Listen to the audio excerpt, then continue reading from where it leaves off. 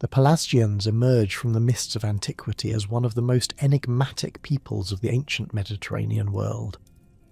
Their story begins not with clear historical records, but with fragments scattered across ancient literature, archaeological remnants, and the ghostly echoes of languages long extinct. Understanding the Pelasgians requires piecing together evidence from multiple disciplines, each offering glimpses into a civilization that predated the classical Greek world we know today. Homer's epic poems provide our earliest substantial literary references to the Pelasgians, though these references present a complex and sometimes contradictory picture.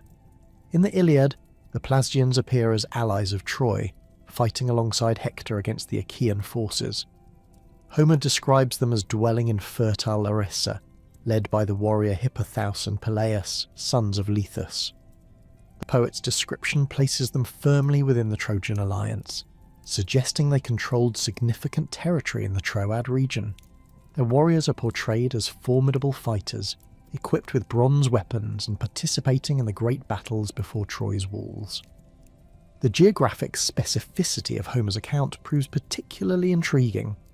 Larissa, described as their stronghold, appears to have been a well-fortified settlement with rich agricultural land surrounding it.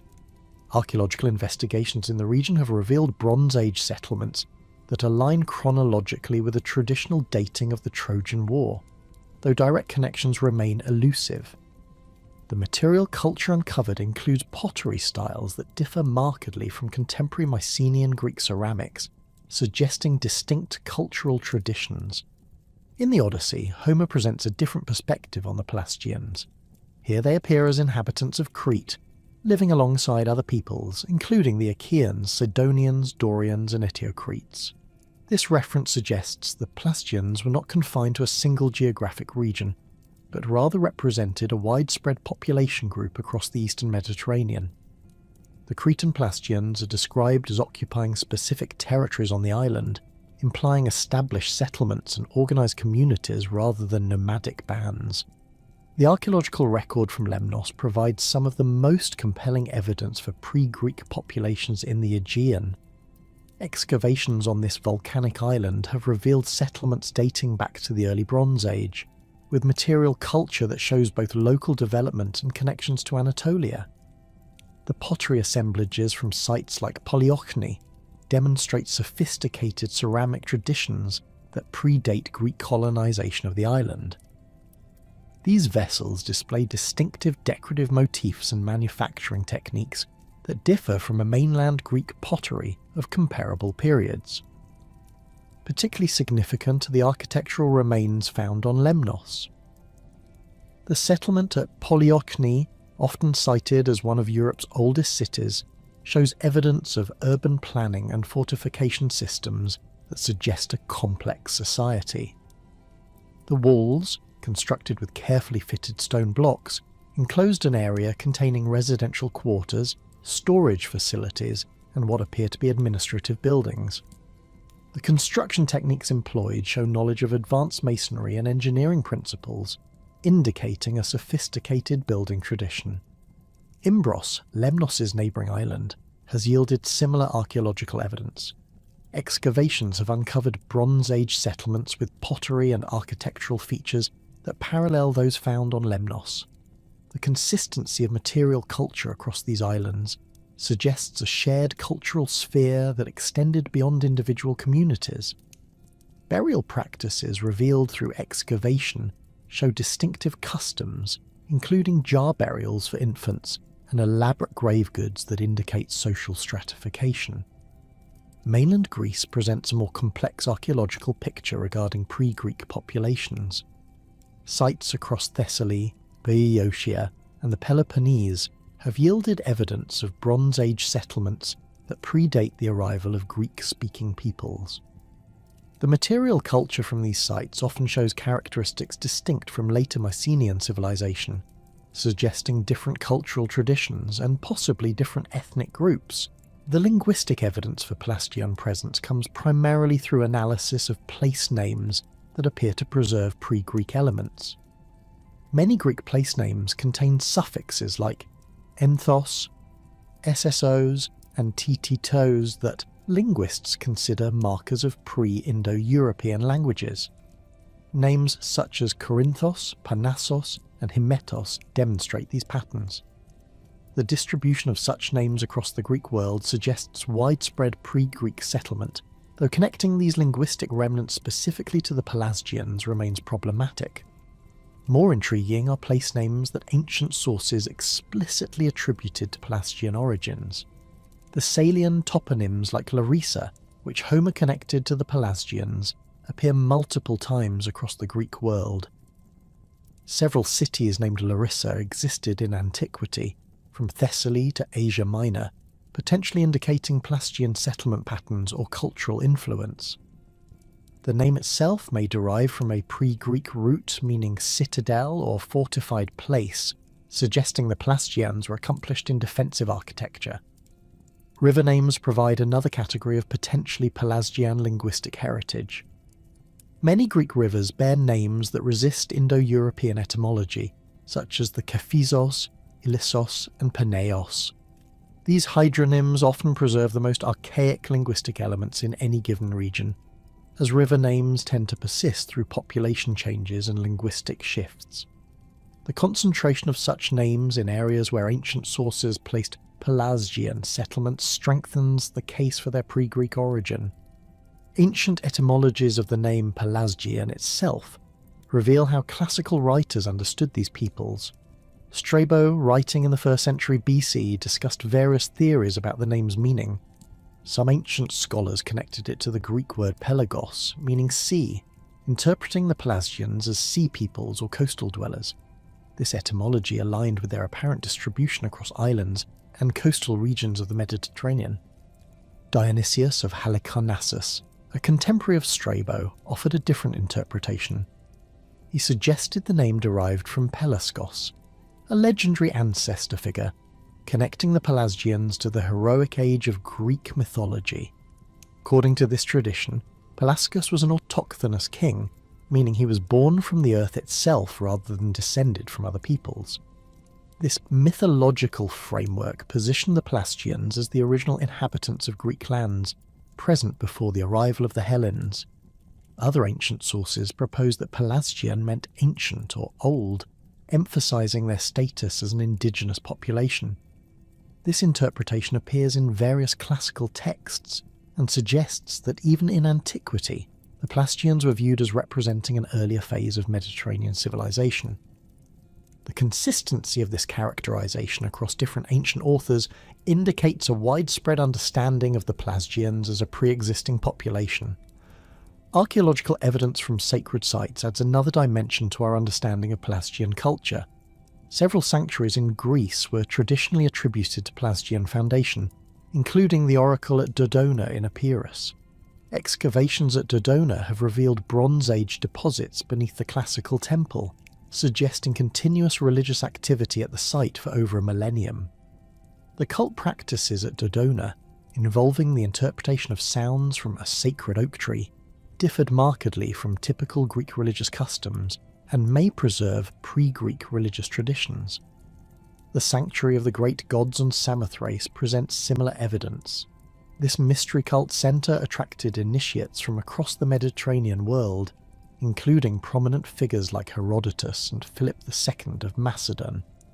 Ancient sources attributed the establishment of these mysteries to the Pelasgians, and archaeological investigation has confirmed pre-Greek activity at the site. The religious practices involved elaborate initiation ceremonies and the worship of chthonic deities, suggesting religious traditions that preceded Greek colonization of the island. Material culture analysis reveals technological traditions that may reflect Pelasgian heritage. Certain pottery styles found across the pre-Greek Aegean show consistent characteristics in form, decoration, and manufacturing technique. These ceramics often feature distinctive burnished surfaces and geometric patterns that differ from later Greek styles. The distribution of these pottery types corresponds roughly with areas where ancient sources placed Pelasgian populations, though establishing direct ethnic connections remains challenging. Metallurgical evidence provides additional insights into pre-Greek technological traditions. Bronze Age sites attributed to pre-Greek populations show sophisticated metalworking capabilities, including the production of complex bronze alloys and advanced casting techniques. The consistency of these technologies across different sites suggests shared knowledge and possibly shared cultural identity among pre-Greek populations. The question of Pelasgian origins remains one of the most debated aspects of their history. Some scholars argue for an Anatolian origin, pointing to cultural and linguistic connections between pre-Greek Aegean populations and contemporary Anatolian civilizations. The similarities in pottery styles, architectural techniques, and religious practices between sites like Polyochni on Lemnos and contemporary Anatolian settlements support this theory. Alternative theories propose indigenous development, suggesting the Pelasgians represented local populations that developed their distinctive culture through long residence in the Aegean region. This interpretation emphasizes the deep roots of Pelasgian civilization and their role as the foundational population of the Greek world. The evidence for continuous occupation at many sites from the Neolithic period through the Bronze Age supports this view of indigenous development. The transition from mythological and archaeological evidence to documented historical accounts marks a crucial shift in our understanding of the Pelasgians. Classical historians, writing centuries after the events they described, provide our most detailed textual evidence about these enigmatic peoples. Their accounts, while invaluable, must be examined critically, as they often reflect the perspectives and biases of their own times rather than objective historical records. Herodotus of Halicarnassus, writing in the 5th century BC, presents the most comprehensive ancient account of the Pelasgians. His investigations into their origins, distribution and interactions with early Greek populations form the foundation of most subsequent scholarly discussion. According to Herodotus, the Pelasgians constituted the original inhabitants of what would later become Greece, occupying the land before the arrival of Hellenic peoples. He describes them as autochthonous, meaning they emerge from the earth itself rather than migrating from elsewhere, a characterization that emphasizes their status as the primordial population of the region. Herodotus provides specific geographic details about Pelasgian settlements, placing them initially in regions that would later become associated with major Greek city-states. He identifies Attica as having been originally Pelasgian territory, with the indigenous population living there before Ionian Greeks established their dominance. The historian describes how these early inhabitants occupied the mountainous regions around what would become Athens, particularly the area near the Acropolis, where they maintained fortified positions that controlled access to the surrounding plains. The account of Pelasgian Greek interactions in Herodotus reveals a complex pattern of conflict, displacement, and cultural exchange. He describes how the incoming Hellenic populations gradually displaced the Pelasgians from their traditional territories, forcing them to seek new homes across the Mediterranean. This process was not uniform or immediate, but occurred over several generations through a combination of military conquest, political pressure, and voluntary migration. The Pelasgians, according to Herodotus, possessed sufficient military capability to resist Greek expansion for considerable periods, suggesting they maintained organised communities with effective leadership structures. One of the most detailed episodes in Herodotus concerns the Pelasgian settlement on Lemnos and their subsequent interactions with Athenian colonists. He describes how Pelasgians from Attica, after being expelled from their homeland, established themselves on the volcanic island where they built fortified settlements and developed agricultural communities. These island Pelasgians maintained their distinct cultural identity while adapting to their new environment, creating a hybrid society that combined traditional practices with innovations necessitated by their island location. The Lemnian Pelasgians, as described by Herodotus, engaged in maritime activities that brought them into contact with various Mediterranean peoples. They developed sophisticated sailing vessels capable of long-distance voyages and established trading relationships with communities across the Aegean. Their strategic position on Lemnos allowed them to control important sea routes, generating wealth through taxation of passing merchant vessels and direct participation in interregional commerce. Herodotus provides fascinating details about Pelasgian religious practices, which he presents as distinctly different from contemporary Greek customs. He describes their worship of unnamed deities, referring to them simply as the gods without specific names or attributes. This practice contrasted sharply with Greek religious traditions, which involved elaborate mythologies and clearly defined divine personalities. The Pelasgian approach to religion, according to Herodotus, emphasized ritual actions and offerings rather than complex theological systems, suggesting a more archaic form of religious expression. The historian also records Pelasgian linguistic characteristics, noting that they spoke a language unintelligible to contemporary Greeks. He describes encountering Pelasgian-speaking communities during his travels and observes that their language contained elements that seemed ancient even by the standards of his own time. Herodotus suggests that this linguistic distinctiveness contributed to their cultural isolation and may have facilitated their displacement by Greek-speaking populations who could more easily coordinate military and political activities. Thucydides, writing later in the 5th century BC, provides additional perspective on Pelasgian populations, particularly focusing on their presence in Attica and their eventual expulsion from the region. His account, more analytical and less anecdotal than that of Herodotus, examines the political and military factors that led to Pelasgian displacement. Thucydides describes the Pelasgians as occupying specific districts within Attica, including areas that would later become central to Athenian identity and power. According to Thucydides, the Pelasgians maintained autonomous communities within Attica for generations after the initial Greek settlement of the region. These communities possessed their own leadership structures and continued to practice traditional customs while adapting to the presence of Greek neighbours. The coexistence was not always peaceful, with periodic conflicts arising over territorial boundaries, resource access and cultural differences. Thucydides provides detailed analysis of the factors that ultimately led to Pelasgian expulsion from Attica. He identifies population pressure as a primary cause, noting that Greek immigration to the region increased steadily over time, creating competition for agricultural land and other resources. The Pelasgians, despite their indigenous status, found themselves increasingly marginalised as Greek communities grew in size and political influence. The military aspects of Pelasgian displacement receive particular attention in Thucydides' account. He describes how Athenian forces systematically reduced Pelasgian strongholds, employing siege tactics and coordinated assaults to overcome defensive positions that had protected these communities for generations. The Pelasgians, according to Thucydides, fought with determination and skill, but ultimately lacked the numerical strength and technological advantages necessary to resist sustained Greek military pressure. Thucydides also examines the legal and political mechanisms through which Pelasgian expulsion was accomplished.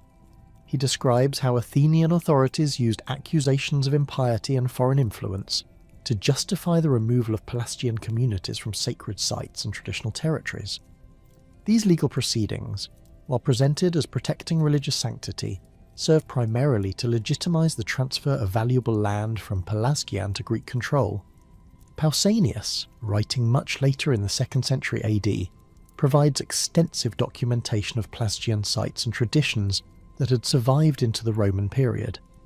His systematic description of Greek sacred places includes numerous references to Pelasgian foundations and the persistence of pre-Greek religious practices. Pausanias encountered physical remains of Pelasgian settlements during his travels and recorded local traditions that preserved memories of their former inhabitants.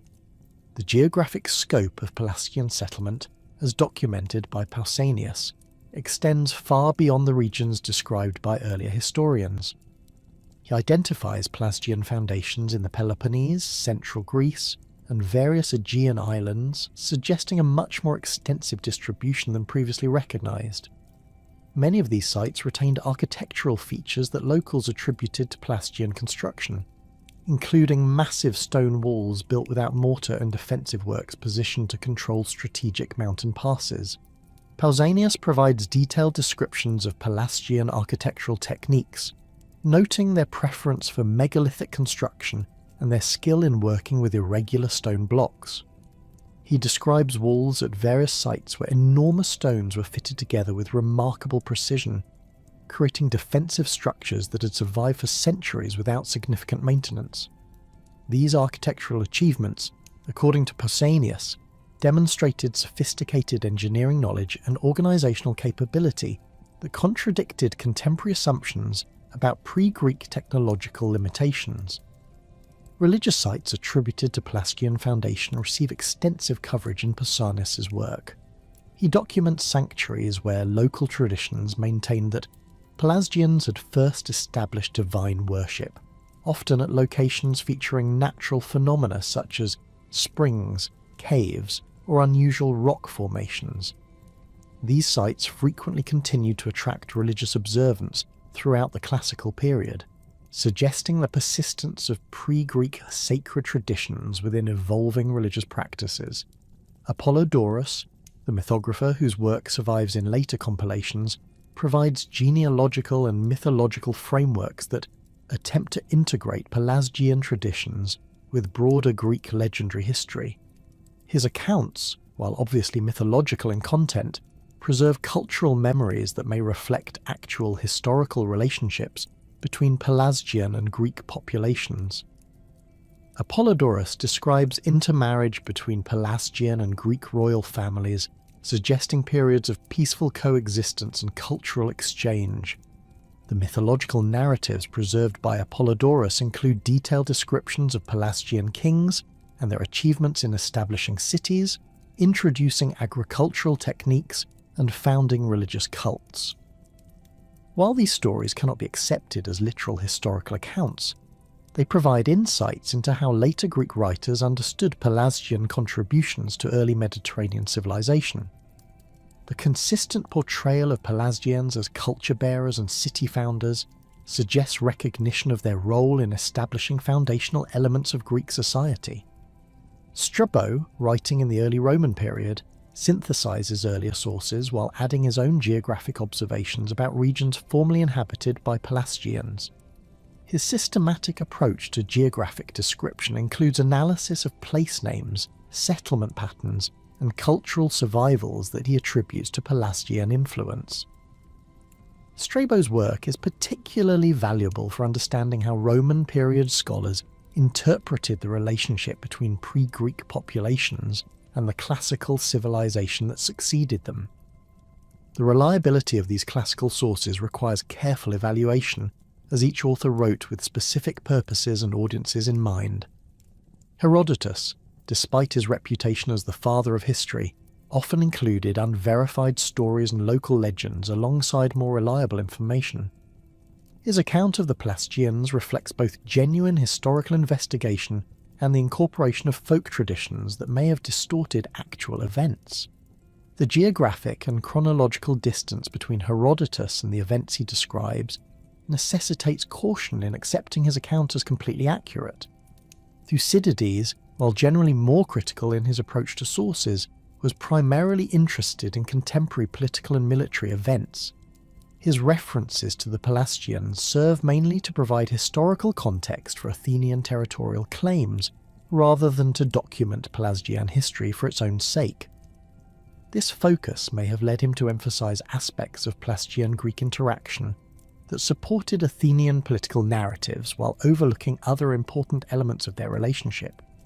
Later sources like Pausanias and Strabo had access to local traditions and physical remains that earlier historians could not examine, but they also wrote at considerable temporal distance from the events they described.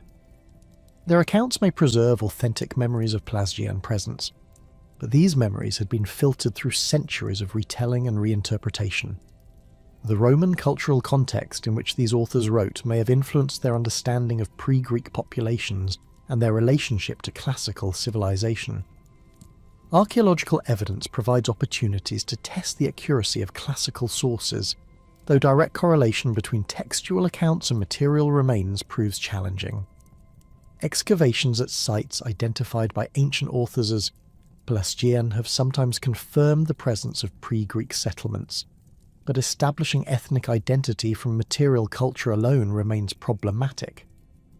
The absence of Pelasgian written records means that archaeological interpretation must rely heavily on the same classical sources whose accuracy is being evaluated. The volcanic island of Lemnos stands as perhaps the most significant archaeological window into Pelasgian civilization, offering tangible evidence that transforms abstract historical accounts into concrete cultural reality. Located strategically in the northern Aegean, approximately 40 kilometers southwest of the Gallipoli Peninsula, Lemnos commanded crucial maritime routes between the Hellespont and the broader Mediterranean. The island's unique position made it a natural staging point for populations moving between Anatolia and the Greek mainland, while its volcanic soil provided exceptional agricultural opportunities that sustained substantial communities throughout antiquity. Archaeological investigations on Lemnos have revealed settlement patterns spanning from the Neolithic period through the Roman era, with particularly significant discoveries dating to the Bronze Age and early Iron Age periods, when Pelasgian occupation reached its zenith. The site of Polyochny, located on the island's eastern coast, represents one of Europe's earliest urban centres, with sophisticated defensive walls, planned residential districts, and evidence of complex social organisation dating to the 3rd millennium BC. Excavations have uncovered multiple building phases, each demonstrating technological advancement and population growth that suggest continuous occupation by a stable, prosperous community. The fortification systems at Polyochny reveal remarkable engineering sophistication, with massive stone walls constructed using carefully selected basalt blocks fitted together without mortar. These defensive structures, rising to heights of over 4 meters in some sections, enclosed an area of approximately 10 hectares and featured strategically positioned gates that controlled access to the settlement's interior. The wall construction demonstrates knowledge of advanced masonry techniques, including the use of header and stretcher courses that distributed weight effectively and created structures capable of withstanding both military assault and seismic activity, common to the volcanic region. Within the protected area of Polyochny, excavators have identified distinct residential quarters arranged according to apparent social hierarchies. Larger houses, constructed with superior materials and featuring multiple rooms around central courtyards, cluster in the settlement's elevated central area, while smaller, simpler structures occupy the periphery near the defensive walls. These architectural distinctions suggest a stratified society with clear differences in wealth and status, contradicting earlier assumptions about pre-Greek populations as primitive or egalitarian communities. The discovery of the famous Lemnian stele in 1885 near Kaminia on the island's northern coast marked a revolutionary moment in understanding pre-Greek languages and their relationship to other Mediterranean linguistic traditions. This remarkable artifact, carved from local volcanic stone and standing approximately 1 meter in height, bears inscriptions in a script that shares significant similarities with Etruscan writing while displaying unique characteristics that distinguish it as a separate linguistic tradition. The stele's text, arranged in vertical columns reading from right to left, contains approximately 40 words distributed across multiple lines of varying length. Epigraphic analysis of the Lemnian inscriptions reveals a language that employs an alphabetic script derived ultimately from Phoenician models, but adapted to express sounds and grammatical structures distinct from known Indo-European languages. The character forms show clear relationships to Etruscan letter shapes, particularly in the representation of certain consonants and vowels, yet display sufficient variation to indicate independent development rather than direct borrowing. Several letters appear unique to the Lemnian script, suggesting phonetic distinctions that existed in the spoken language but were not represented in other contemporary writing systems. The linguistic content of the Lemnian stele has generated extensive scholarly debate regarding its relationship to Etruscan and other ancient Mediterranean languages. Detailed comparative analysis has identified numerous lexical items that appear cognate with Etruscan vocabulary, including personal names, religious terminology, and grammatical particles. The name Aker appears on the stele in what seems to be a dedicatory context, paralleling similar onomastic elements found in Etruscan inscriptions from central Italy. Additionally, the word Sivai, which appears to function as a divine epithet, shows striking similarity to Etruscan religious vocabulary. Morphological analysis of the Lemnian text reveals grammatical structures that align more closely with Etruscan patterns than with contemporary Indo-European languages of the region. Case endings, verbal inflections, and syntactic arrangements all demonstrate characteristics typical of the Etruscan linguistic family, rather than the Greek or Anatolian language groups. This evidence strongly supports theories proposing genetic relationships between the Lemnian language and the broader Ticenian language family, which includes Etruscan and possibly Rhaetic languages of the Alpine region. The implications of these linguistic connections extend far beyond mere academic classification, offering insights into population movements and cultural relationships across the ancient Mediterranean. If Lemnian and Etruscan languages derive from common ancestral sources, their speakers likely shared cultural traditions and possibly common origins that predate the historical periods documented in classical sources. The geographic distribution of related languages suggests either large-scale migration patterns or the existence of a linguistic continuum that once extended across much of the central and eastern Mediterranean. Additional inscriptions discovered on Lemnos, though fragmentary and often difficult to interpret, provide supplementary evidence for the island's unique linguistic heritage. Shorter texts found on pottery vessels, bronze objects, and architectural elements display consistent use of the same script and appear to contain personal names, ownership marks, and possibly religious invocations. The distribution of these inscribed objects throughout various archaeological contexts suggests widespread literacy among the Lemnian population, or at least among certain social classes, indicating a sophisticated cultural tradition that valued written communication. Religious practices on Lemnos, as revealed through archaeological investigation, display distinctive characteristics that set them apart from contemporary Greek traditions, while showing possible connections to an Anatolian and central Mediterranean cult practices.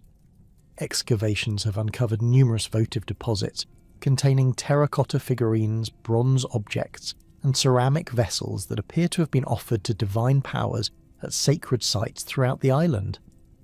The sanctuary sites on Lemnos demonstrate architectural features that differ markedly from typical Greek temple design. Rather than the rectangular columned structures characteristic of classical Greek religious architecture, Lemnian sacred spaces often feature circular or oval foundations, with central hearths and surrounding areas for ritual activity. These layouts suggest religious practices that emphasize communal participation and fire-based ceremonies rather than the more formal, priest-mediated rituals typical of Greek religious tradition. Burial customs documented on Lemnos provide additional evidence for distinctive cultural practices that persisted throughout the island's pre-Greek occupation. Cemetery excavations have revealed consistent patterns of inhumation burial, with grave goods that reflect both local traditions and broader Mediterranean connections. Adult burials typically feature the deceased placed in extended positions, with heads oriented towards specific cardinal directions, possibly reflecting cosmological beliefs about the afterlife journey. Grave goods include locally produced pottery, bronze jewellery, and imported objects that demonstrate participation in extensive trade networks. Particularly significant are the burial practices associated with infants and children, which show distinctive characteristics not found in contemporary Greek cemeteries. Young individuals were often interred in large storage jars or pithoi, which were then buried beneath house floors or in designated cemetery areas. This practice, known as pithos burial, appears throughout the eastern Mediterranean during the Bronze Age, but shows specific local variations on Lemnos that suggest indigenous cultural development rather than simple adoption of foreign customs. The material culture preserved in Lemnian archaeological contexts reveals sophisticated craft traditions that combined local innovations with influences from across the Mediterranean world. Pottery production reached particularly high levels of technical and artistic achievement, with vessels displaying distinctive decorative motifs and manufacturing techniques that distinguished them from contemporary Greek ceramics. Lemnian potters developed unique glazing techniques that produced lustrous surface finishes and employed decorative schemes featuring geometric patterns, stylized animal figures, and abstract designs that may have carried symbolic meaning. Metalworking evidence from Lemnos demonstrates advanced technological capabilities that enabled the production of complex bronze alloys and sophisticated cast objects. Archaeological deposits contain bronze weapons, tools, and ornamental objects that display superior craftsmanship and innovative design features. Particularly notable are bronze vessels with elaborate handles shaped as animal figures and decorative elements that suggest both functional and ceremonial uses. The technical quality of these objects indicates specialized craftsmen with extensive knowledge of metallurgical processes and access to high-quality raw materials. The economic foundations of Lemnian society, as revealed through archaeological analysis, rested on a combination of agricultural production, craft specialization, and maritime commerce that generated sufficient wealth to support substantial urban populations and monumental construction projects. Agricultural implements found throughout the island demonstrate sophisticated farming techniques adapted to the volcanic soil conditions, including specialized plows, harvesting tools, and storage facilities designed to preserve grain and other agricultural products through seasonal variations. Maritime activities played a crucial role in Lemnian economic life, as evidenced by harbour installations, shipbuilding facilities, and imported goods that demonstrate extensive trading relationships.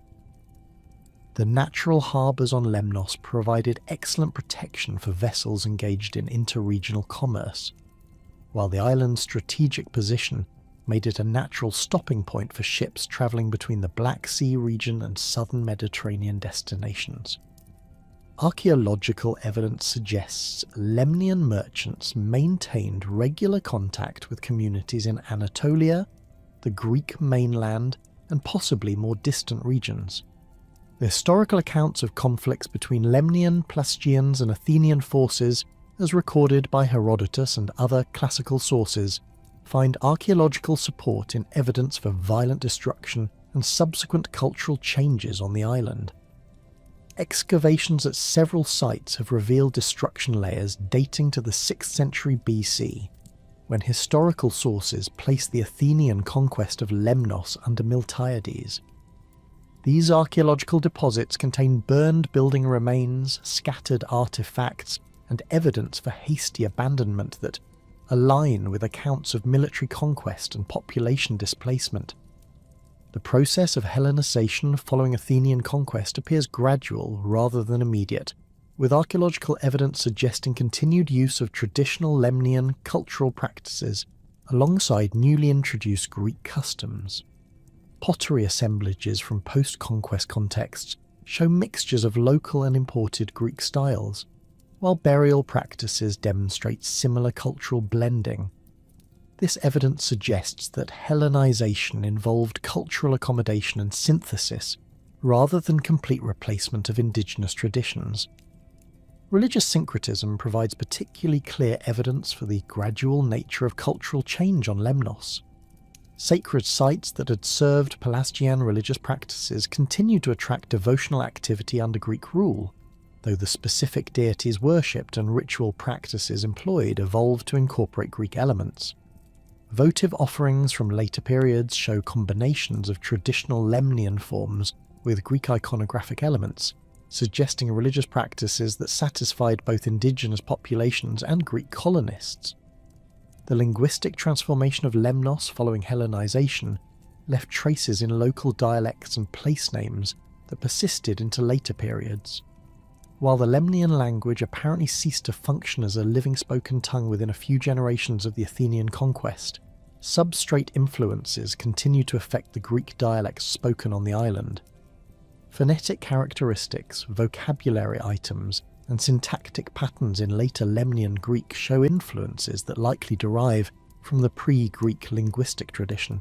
providing additional evidence for cultural continuity despite political conquest. The mountainous landscapes of central Greece and the expansive plains of Thessaly preserve some of the most compelling archaeological evidence for Pelasgian settlement patterns and their complex interactions with emerging Greek populations. These regions, characterized by fertile river valleys interspersed with rugged highland terrain, provided ideal conditions for the mixed agricultural and pastoral economies that sustained pre-Greek communities for millennia before the arrival of Indo-European speaking peoples. Thessaly's archaeological record reveals continuous occupation from the Neolithic period through the Bronze Age, with settlement patterns that demonstrate sophisticated adaptation to the region's diverse topography. The Peneus River Valley, stretching from the Pindus Mountains to the Aegean coast, contained numerous Bronze Age sites that display material culture distinct from contemporary Mycenaean civilization further south. Excavations at Dimini, near modern Volos, have uncovered elaborate settlement complexes featuring concentric defensive walls, constructed with massive stone blocks, residential areas organised according to apparent social hierarchies, and evidence for specialised craft production that indicates complex economic organisation. The fortification systems at Dimini demonstrate construction techniques that parallel those found at Pelasgian sites elsewhere in the Aegean, particularly in their use of polygonal masonry and their integration with natural topographic features. The outer defensive wall, constructed with carefully fitted limestone blocks weighing several tons each, enclosed an area of approximately 15 hectares and featured strategically positioned gates that controlled access to the settlement's interior. These defensive works required coordinated labour from substantial populations and demonstrate engineering knowledge that contradicts earlier assumptions about pre-Greek technological capabilities. Pottery assemblages from Thessalian Bronze Age sites display distinctive characteristics that set them apart from contemporary Mycenaean ceramics, while showing connections to material culture traditions found across the northern Aegean. The vessels feature burnished surfaces decorated with incised geometric patterns, relief ornaments, and painted designs that employ colour schemes and motifs distinct from southern Greek pottery traditions. Particularly notable are large storage jars, or pithoi, decorated with applied plastic ornaments in the form of stylized human figures, animal representations, and abstract symbols that may have carried religious or social significance. The distribution of these distinctive pottery styles across Thessaly suggests cultural unity among pre-Greek populations throughout the region, while variations in specific decorative elements indicate local developments within broader shared traditions. Sites in the eastern plains near the coast show stronger connections to Aegean island material culture, while settlements in the western mountains display influences from contemporary Balkan traditions. This pattern suggests that Thessalian Pelasgians maintained extensive contact networks that facilitated cultural exchange across substantial geographic distances. Religious practices in pre-Greek Thessaly, as revealed through archaeological investigation, centred on sacred sites that exploited natural features such as springs, caves, and prominent rock formations. The sanctuary at Ptheotis, located near the sources of the Spercheios River, contains Bronze Age deposits that predate classical Greek religious activity by several centuries. Excavations have uncovered numerous votive offerings, including bronze figurines, ceramic vessels, and stone objects that appear to have been deposited in ritual contexts associated with water worship and fertility cults. The figurines found at Thessalian religious sites display iconographic characteristics that differ markedly from later Greek religious art, while showing connections to contemporary Anatolian and Balkan traditions. Female figures predominate among the votive offerings, typically featuring exaggerated sexual characteristics and poses that emphasize fertility and reproductive capacity. Male figures, less common but equally distinctive, often carry weapons or tools and display attributes that suggest associations with warfare, hunting, or agricultural activities. Cave sanctuaries throughout the Thessalian mountains preserve evidence for religious practices that continued from the Bronze Age into the Classical period, suggesting remarkable continuity in sacred traditions despite population changes and cultural transformations. The cave of Theopetra, located in the Meteora region, contains stratified deposits spanning several millennia, with Bronze Age levels revealing ritual deposits that include pottery vessels, bronze objects, and animal bones that appear to represent sacrificial offerings. The persistence of religious activity at such sites suggests that incoming Greek populations adopted and adapted pre-existing sacred traditions rather than completely replacing them. The relationship between Pelasgians and the oracle at Dodona represents one of the most significant aspects of their religious heritage and its influence on later Greek culture. Located in the mountains of Epirus, near the modern Albanian border, Dodona functioned as a major oracular centre throughout antiquity, with traditions attributing its foundation to Pelasgian priests, who interpreted divine messages through the sounds produced by sacred oak trees. Archaeological investigation at the site has confirmed Bronze Age religious activity that predates the classical sanctuary by several centuries, supporting ancient claims about pre-Greek origins for the oracle. Excavations at Dodona have revealed Bronze Age deposits containing pottery, bronze objects, and other artifacts that demonstrate continuous religious activity from at least the 2nd millennium BC. The early phases of the sanctuary appear to have focused on a sacred grove of oak trees, with ritual activity concentrated around specific trees that were believed to communicate divine messages through the rustling of their leaves, the sounds made by bronze vessels suspended from their branches, and the behaviour of sacred doves that nested in their foliage. The priests who served at Dodona during its early phases, according to both archaeological evidence and historical accounts, maintained religious traditions that differed significantly from later Greek practices. Rather than the elaborate temple complexes and anthropomorphic divine representations characteristic of classical Greek religion, the early Dodona sanctuary emphasized direct communication with divine forces through natural phenomena. This approach to religious practice aligns with evidence from other Pelasgian sites and suggests distinctive theological concepts that influenced the development of Greek religious thought.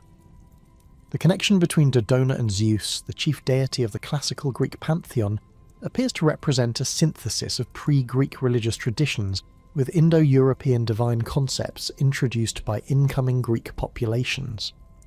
Archaeological evidence suggests that the site's original divine focus centered on earth and fertility deities associated with agricultural abundance and natural cycles, while the Zeus cult incorporated these earlier traditions within new theological frameworks that emphasize sky gods and patriarchal divine hierarchies. Herodotus provides detailed accounts of Dodona's Pelasgian origins, describing how the oracle's establishment resulted from divine intervention that brought sacred doves from Egyptian Thebes to the oak grove in Epirus. While the specific details of this account clearly contain mythological elements, the underlying tradition of Egyptian connections may reflect actual cultural contacts between Mediterranean religious centres during the Bronze Age. Archaeological evidence from Dodona includes imported objects that demonstrate connections to various Mediterranean regions, supporting the possibility of long-distance religious exchanges. The linguistic evidence preserved in traditions about Dodona's oracular pronouncements provides additional insights into Pelasgian cultural heritage. Ancient sources describe how the early priests spoke in archaic languages that required interpretation for contemporary Greek audiences, suggesting the persistence of pre-Greek linguistic traditions in religious contexts long after their disappearance from everyday use. Certain formulaic expressions and technical terms associated with oracular practice appear to preserve non-Indo-European linguistic elements that may derive from Pelasgian origins. The fortification techniques attributed to Pelasgian construction throughout central Greece and Thessaly demonstrate sophisticated engineering knowledge and organisational capabilities that enabled these populations to create defensive works of remarkable durability and effectiveness. The walls at Tiryns, though located in the Peloponnese rather than central Greece, provide the most famous example of construction techniques that ancient sources attributed to Pelasgian builders. These massive stone fortifications, constructed with enormous limestone blocks fitted together without mortar, created defensive circuits that protected substantial urban populations and demonstrated mastery of megalithic construction methods. Similar construction techniques appear at numerous sites throughout central Greece, particularly in mountainous regions where natural stone provided abundant raw materials for defensive construction. The walls at Gla, located on a rocky outcrop in the Kopai basin of Boeotia, enclose an area of over 20 hectares and demonstrate planning and execution that required coordinated labour from substantial populations. The fortification circuit employs massive stone blocks, some weighing over 10 tons, arranged in courses that create walls reaching heights of over 6 metres in some sections.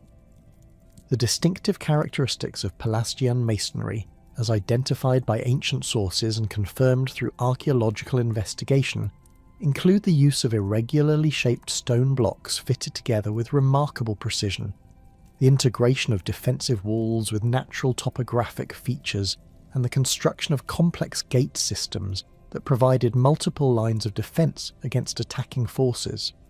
These techniques required extensive knowledge of stoneworking, engineering principles, and military architecture that contradicts earlier assumptions about pre-Greek technological limitations. The labour organisation necessary for Pelasgian fortification projects suggests social and political structures capable of mobilising substantial human resources for extended construction periods. The walls at major sites like Gla would have required hundreds of workers labouring for several years, implying centralised authority capable of directing large-scale public works projects. The technical consistency of construction methods across different sites suggests standardised building traditions and possibly specialised craftsmen who travelled between communities to supervise major construction projects. Archaeological evidence from central Greek sites attributed to Pelasgian construction reveals settlement patterns that integrated defensive considerations with agricultural and commercial activities. The fortified sites typically controlled strategic mountain passes, river crossings, or other topographic features that provided military and economic advantages. Within the protected areas, excavations have uncovered residential districts, craft production areas, storage facilities, and religious precincts that demonstrate complex urban organisation and diverse economic activities. The relationship between Pelasgian populations and incoming Greek tribes, as documented in classical sources and supported by archaeological evidence, involved complex processes of conflict, accommodation, and cultural synthesis that varied significantly across different regions and time periods.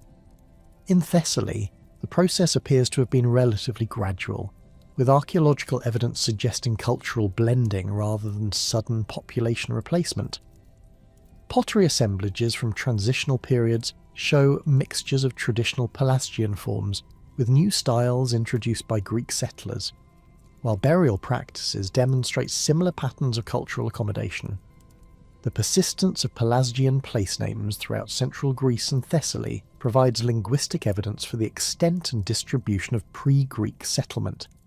Toponyms featuring the characteristic suffixes "intithos", "essos", and "ttos" appear throughout the region, often associated with geographic features such as mountains, rivers, and prominent landmarks. The name Larissa, which appears multiple times across Thessaly and was specifically associated with Pelasgian settlements in ancient sources, may derive from a pre-Greek root meaning citadel or fortified place, reflecting the importance of defensive architecture in Pelasgian settlement patterns. River names throughout central Greece preserve particularly clear evidence of pre-Greek linguistic heritage, as hydronyms typically resist change during population transitions and linguistic shifts. The Peneus, Spercheios, and other major rivers bear names that resist Indo-European etymology and likely preserve Pelasgian linguistic elements. The distribution of these non-Greek hydronyms corresponds closely with areas where archaeological evidence documents pre-Greek settlement, supporting connections between linguistic and material culture evidence. The agricultural foundations of Pelasgian society in central Greece and Thessaly, as revealed through archaeological investigation, demonstrate sophisticated adaptation to diverse environmental conditions and the development of intensive cultivation techniques that supported substantial populations. The fertile plains of Thessaly provided ideal conditions for grain cultivation, while the mountainous regions of central Greece supported mixed farming systems that combined crop cultivation with animal husbandry and exploitation of wild resources. Archaeological evidence for Pelasgian agricultural practices includes specialised tools for cultivation and harvesting, storage facilities designed to preserve agricultural products, and settlement patterns that optimised access to diverse agricultural resources. The large pithoi found at many sites demonstrate sophisticated food storage techniques that enabled communities to maintain substantial grain reserves through seasonal variations and periodic crop failures. These storage capabilities suggest agricultural surpluses that supported craft specialisation and enabled investment in monumental construction projects. The integration of agricultural and defensive considerations in Pelasgian settlement planning demonstrates strategic thinking that balanced economic productivity with military security. Many fortified sites controlled access to fertile agricultural areas while providing refuge for rural populations during periods of conflict. This settlement pattern suggests social and political organisation that extended beyond individual communities to encompass broader territorial units with shared defensive and economic interests.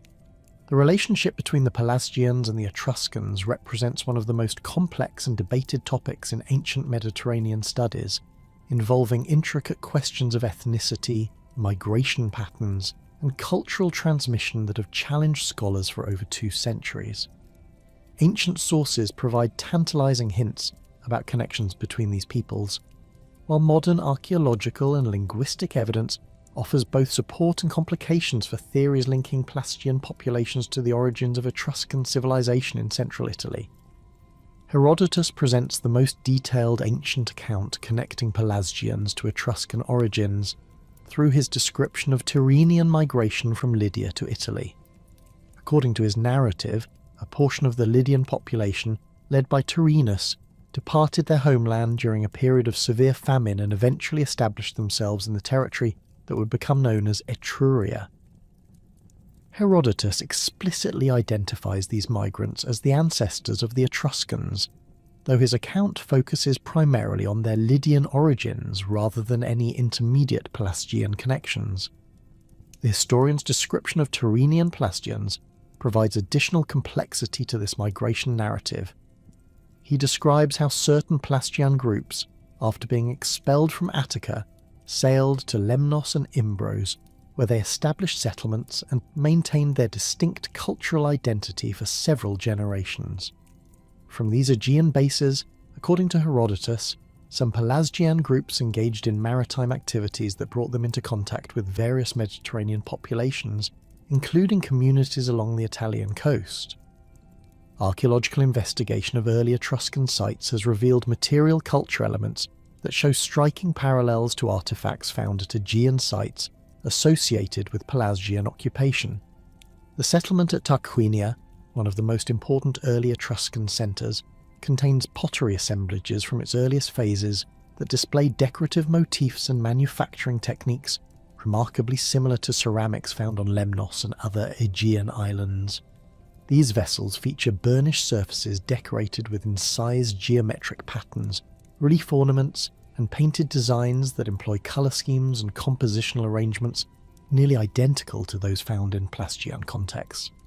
The fortification techniques employed at early Etruscan sites demonstrate construction methods that parallel those attributed to Pelasgian builders in the Aegean region.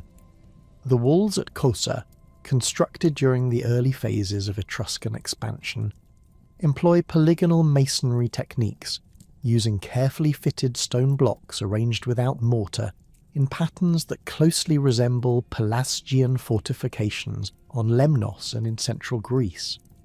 The gate systems at these sites feature complex defensive arrangements with multiple chambers and overlapping fields of fire that suggest shared military architectural traditions.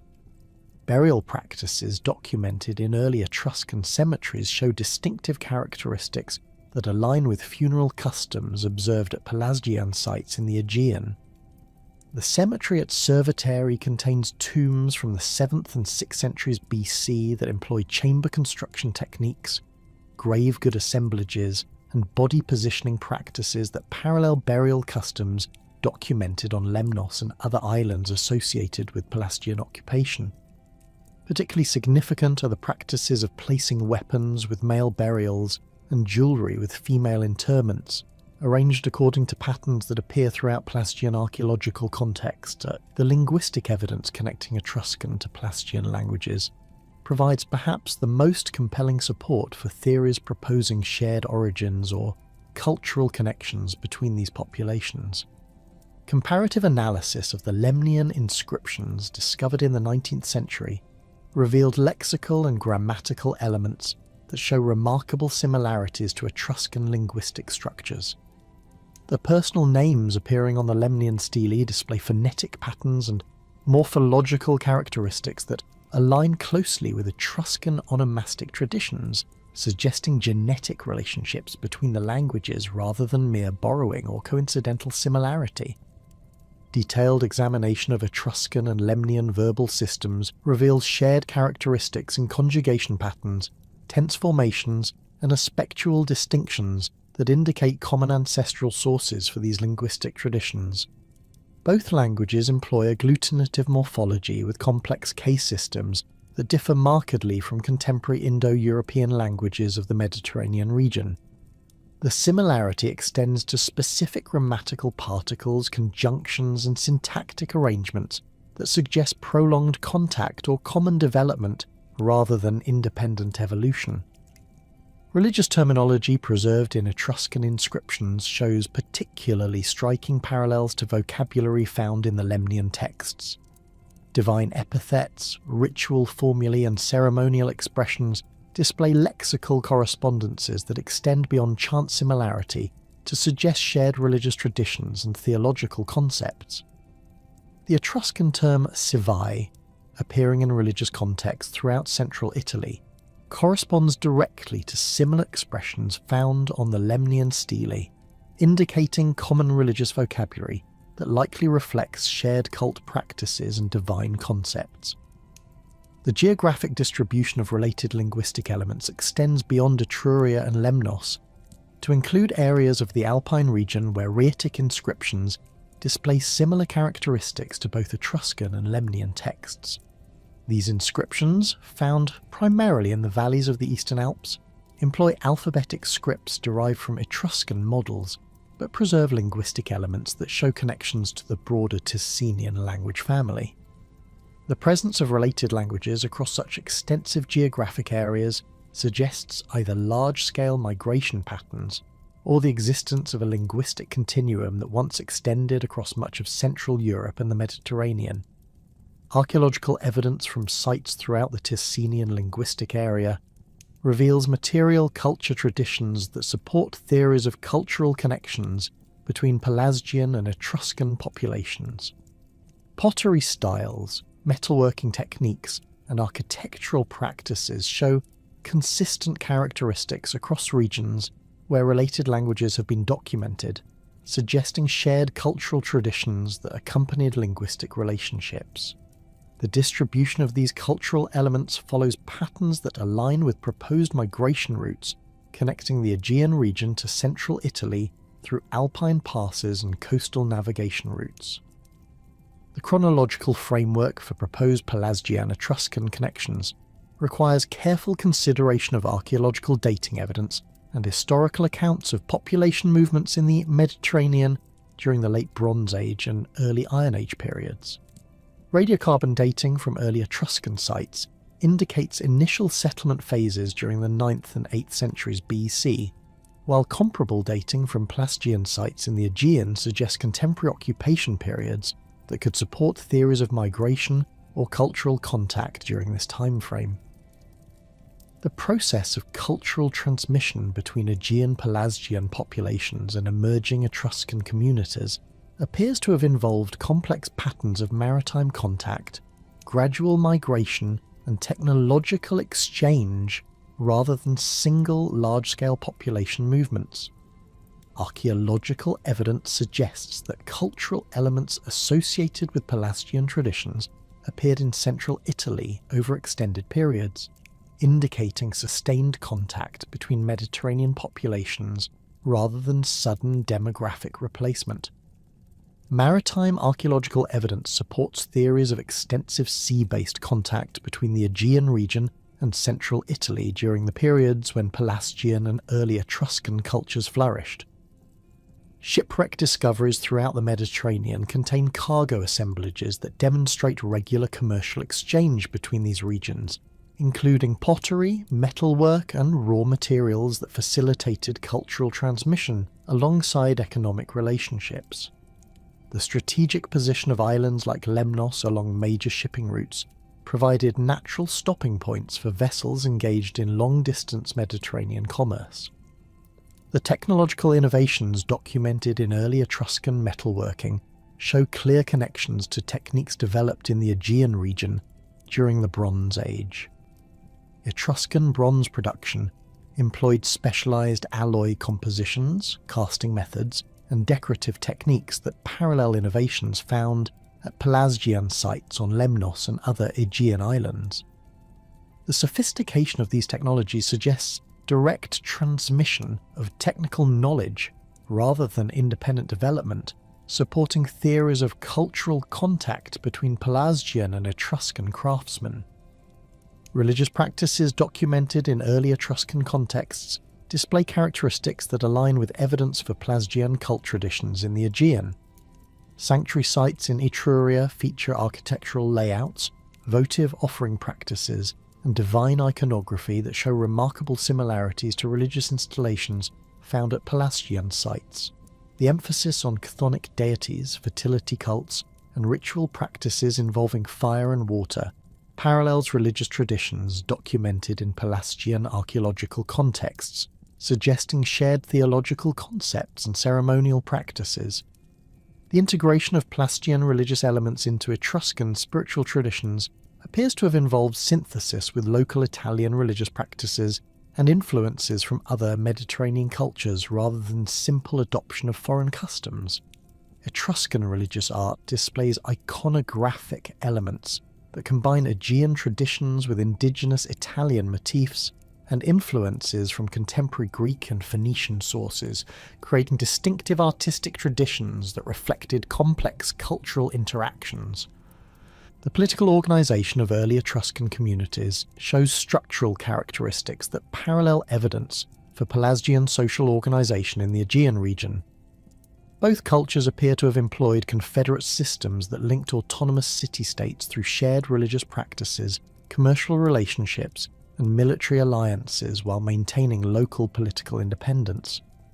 The Etruscan League of 12 cities resembles organisational patterns documented for Pelasgian communities, suggesting shared political traditions that may reflect common cultural origins. Archaeological evidence for craft specialisation and economic organisation in early Etruscan contexts reveals production systems and trade relationships that show clear connections to patterns documented at Pelasgian sites. The organisation of pottery workshops, metalworking facilities and textile production centres in Etruscan settlements employs spatial arrangements and technological systems that parallel installations found in Pelasgian archaeological contexts. These similarities suggest transmission of economic organisational knowledge alongside technological innovations. The artistic traditions that emerged in early Etruscan communities incorporated decorative motifs, compositional arrangements, and iconographic elements that show clear relationships to artistic traditions documented in Pelasgian contexts. Painted tomb decorations, ceramic ornamentation, and metalwork designs employ stylistic elements that appear throughout Aegean sites associated with Pelasgian occupation. The consistency of these artistic connections across different media and contexts suggests sustained cultural relationships rather than superficial borrowing of decorative elements. The linguistic substrata preserved in later Latin vocabulary include elements that may derive from Ticenian languages related to both Etruscan and Pelasgian linguistic traditions. Certain Latin words, particularly those related to agriculture, architecture, and religious practices, resist Indo-European etymology and show phonetic characteristics that suggest borrowing from pre-Indo-European languages of the Italian peninsula. These substrate elements provide additional evidence for the influence of Ticenian-speaking populations on the cultural development of central Italy. The persistence of cultural elements associated with Pelasgian traditions in later Etruscan civilization suggests that connections between these populations involved substantial cultural transmission rather than superficial contact.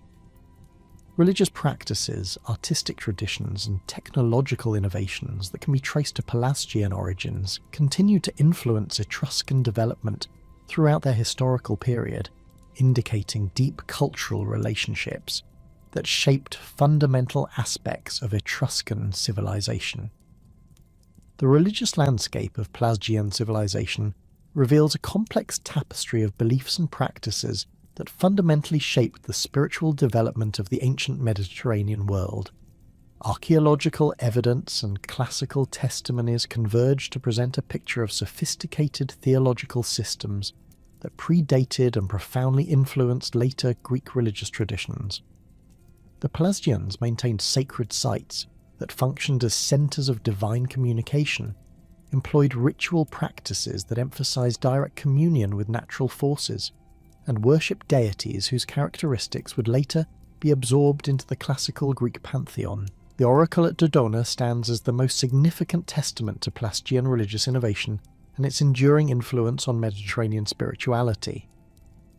Located in the mountainous region of Epirus, this sanctuary operated continuously from the Bronze Age through the Roman period, making it one of the longest functioning religious centres in European history. Archaeological excavations have revealed Bronze Age deposits beneath the classical temple foundations, containing pottery fragments, bronze votives, and ritual implements that demonstrate religious activity predating Greek settlement by several centuries.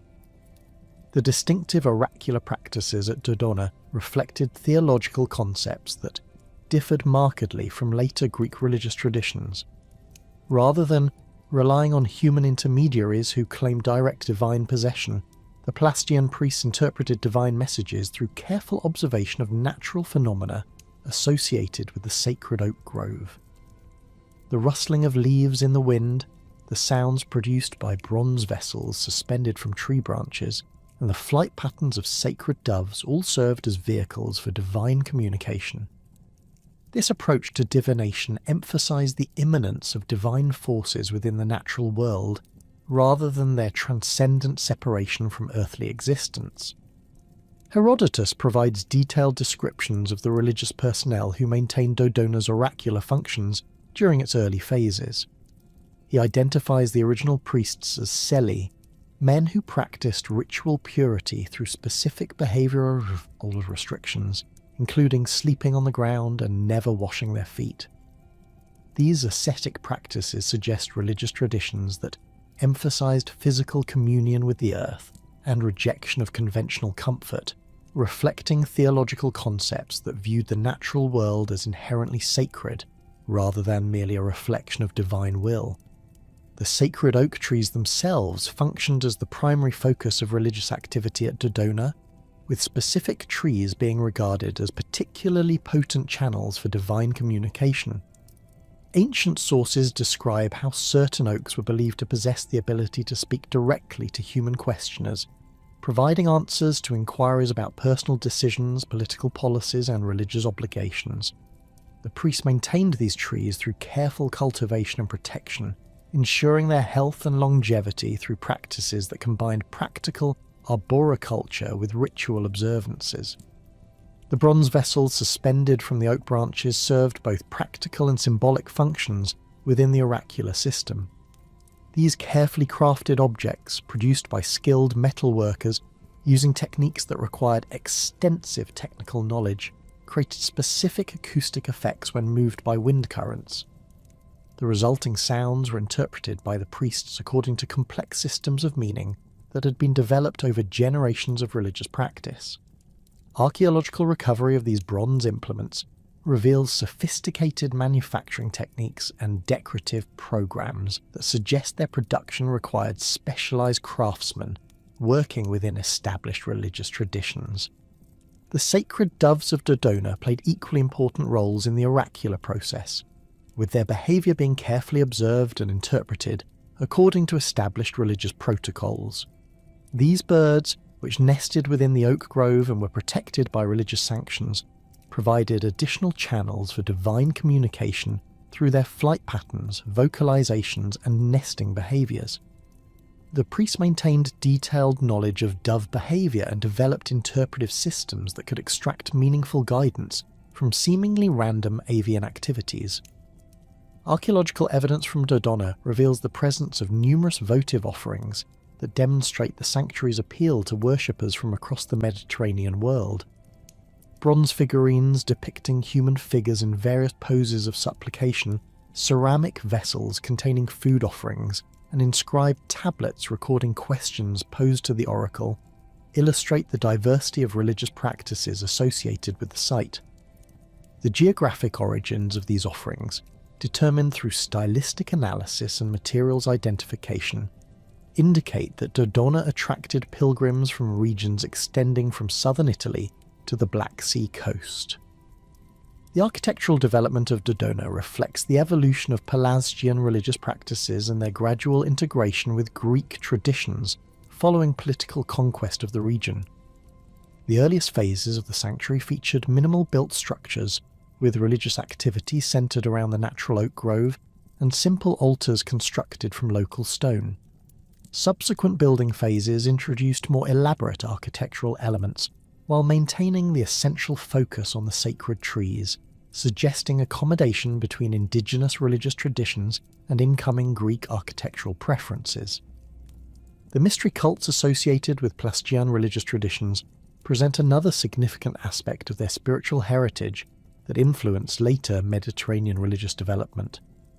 The sanctuary of the great gods on Samothrace, traditionally attributed to Pelasgian foundation, operated elaborate initiation ceremonies that attracted participants from throughout the ancient world. These mysteries involved complex ritual sequences that promised initiates special protection and spiritual benefits, employing ceremonial practices that differed substantially from conventional Greek religious observances. Archaeological investigation of the Samothracian sanctuary has revealed architectural complexes specifically designed to accommodate mystery cult activities, including underground chambers for secret ceremonies, elaborate bathing facilities for ritual purification, and assembly halls capable of accommodating large numbers of initiates. The construction techniques employed in these buildings demonstrate sophisticated engineering knowledge and suggest substantial financial resources devoted to religious architecture, indicating the economic importance of mystery cult activities to the island's population. The initiation ceremonies at Samothrace involved ritual sequences that emphasized personal transformation and spiritual rebirth through symbolic death and resurrection experiences. Initiates underwent purification procedures that included ritual bathing, fasting, and confession of personal transgressions before participating in secret ceremonies that promised divine protection and posthumous rewards. These practices required extensive preparation and substantial financial contributions, limiting participation to individuals with sufficient wealth and social status to meet the cult's requirements. The deities worshipped in Pelasgian religious contexts display characteristics that distinguish them from later Greek divine figures, while showing clear connections to broader Mediterranean religious traditions. Archaeological evidence suggests that Pelasgian religious practices emphasized chthonic deities associated with earth, fertility, and the underworld rather than the sky gods that dominated later Greek religious systems. The great goddess figure that appears throughout Pelasgian religious art displays iconographic characteristics that connect her to similar divine figures found across the ancient Near East and Anatolia. These representations typically feature the goddess in poses that emphasize her role as Earth Mother and fertility provider. often accompanied by animal symbols including serpents, birds, and bulls that reinforce her connections to natural cycles and agricultural abundance. The consistency of these iconographic elements across different Pelasgian sites suggests as shared religious traditions that transcended local political boundaries. Male deities in Pelasgian religious contexts often appear as consorts or subordinate figures to the dominant goddess, reflecting theological systems that emphasized feminine divine power rather than the patriarchal arrangements characteristic of later Greek religion. Archaeological evidence suggests that these male figures frequently represented seasonal cycles, vegetation spirits, or underworld powers that complemented the goddess's fertility functions. The ritual practices associated with these deities often involved ceremonies that celebrated agricultural cycles and ensured continued natural abundance.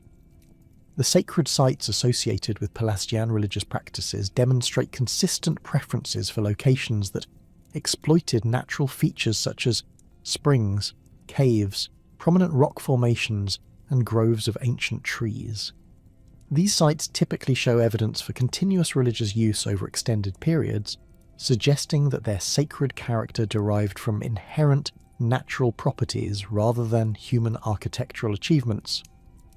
The persistence of religious activity at such locations through multiple cultural transitions indicates the power of natural sacred spaces to maintain their spiritual significance. Despite political and demographic changes, cave sanctuaries throughout the Pelasgian cultural area preserve evidence for religious practices that involved offerings to chthonic deities and communion with underworld powers.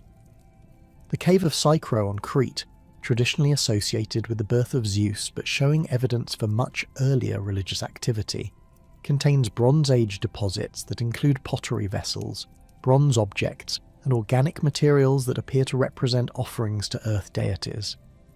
The specific arrangement of these deposits within the cave's chambers suggests ritual practices that exploited the natural acoustics and atmospheric conditions of underground spaces.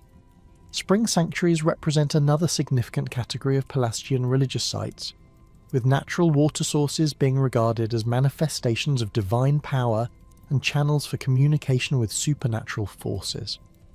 Archaeological investigation of spring sites throughout the Pelasgian cultural area has revealed consistent patterns of votive offerings and ritual activities that demonstrate shared religious traditions centered on water worship.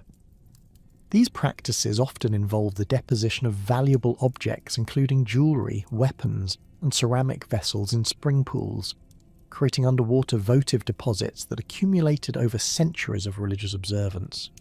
The ritual implements associated with Pelasgian religious practices reveal sophisticated understanding of ceremonial requirements and the material culture necessary to support complex religious observances. Bronze vessels designed specifically for ritual use display distinctive forms and decorative programs that distinguish them from utilitarian objects, suggesting specialized craft production devoted to religious purposes. These ceremonial vessels often feature elaborate handles shaped as animal figures, decorative elements that incorporate religious symbols, and surface treatments that create specific acoustic or visual effects during ritual use. Libation practices formed a central component of Pelasgian religious observances, with archaeological evidence indicating regular offerings of wine, oil, milk, and other liquids to divine powers. Specialized vessels designed for libation activities demonstrate sophisticated understanding of fluid dynamics and ceremonial requirements, with forms that facilitated controlled pouring and decorative programs that enhanced the visual impact of ritual activities. The recovery of these vessels from religious context throughout the Pelasgian cultural area suggests standardized ritual practices that maintain consistency across different communities and time periods. The astronomical knowledge demonstrated in Pelasgian religious practices indicates sophisticated understanding of celestial cycles and their integration with agricultural and religious calendars.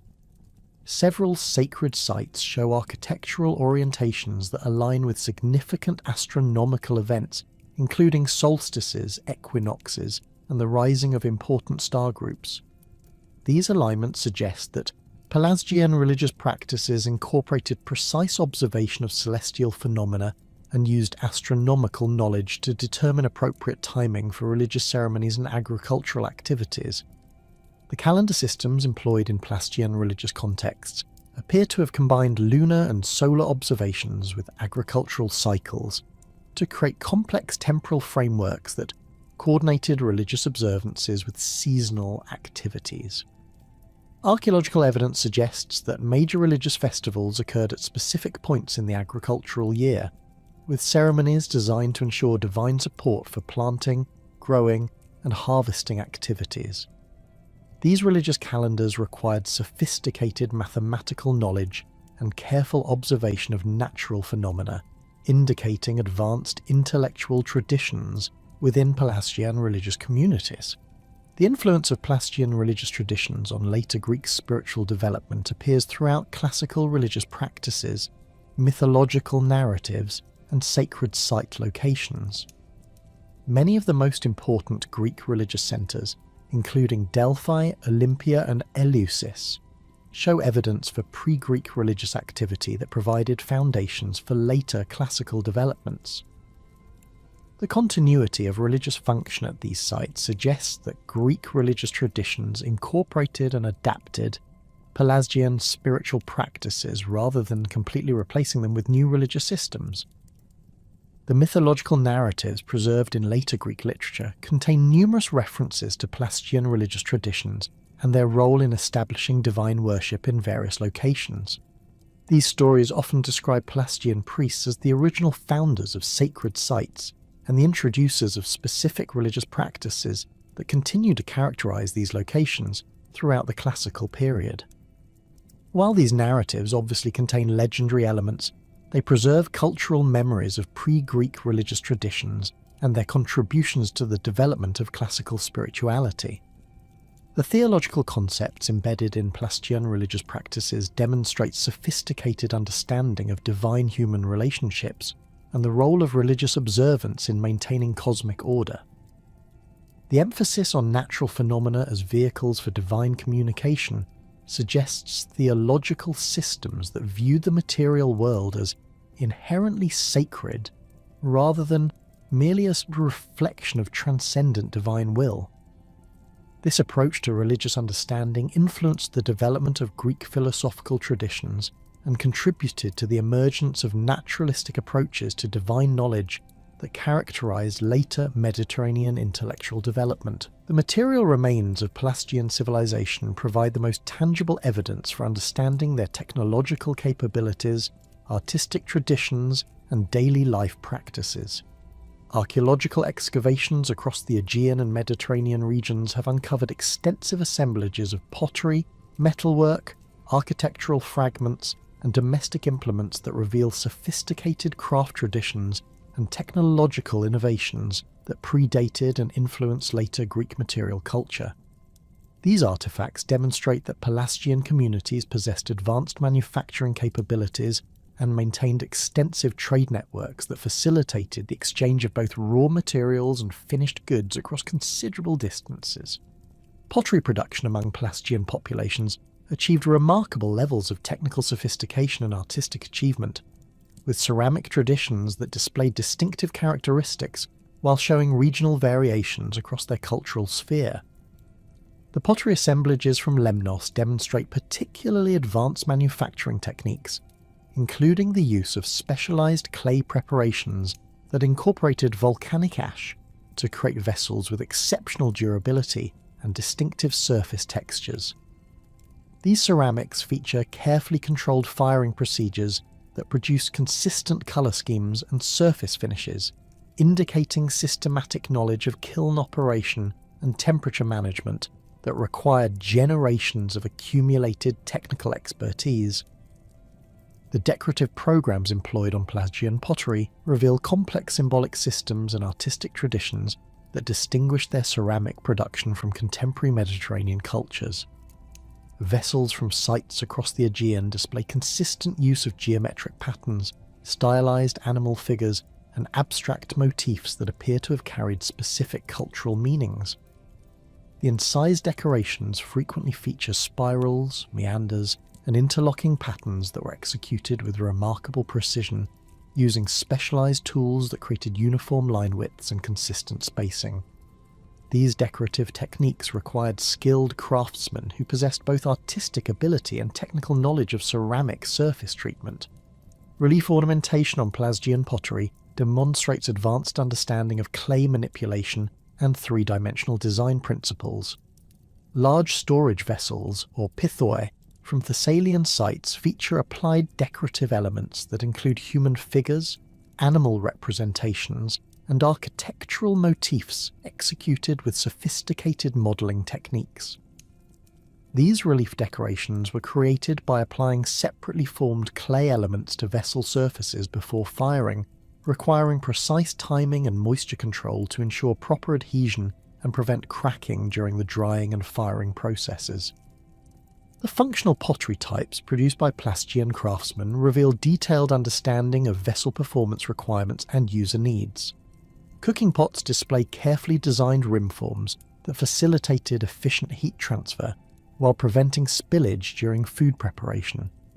Storage vessels feature internal surface treatments that reduced permeability and prevented contamination of stored contents.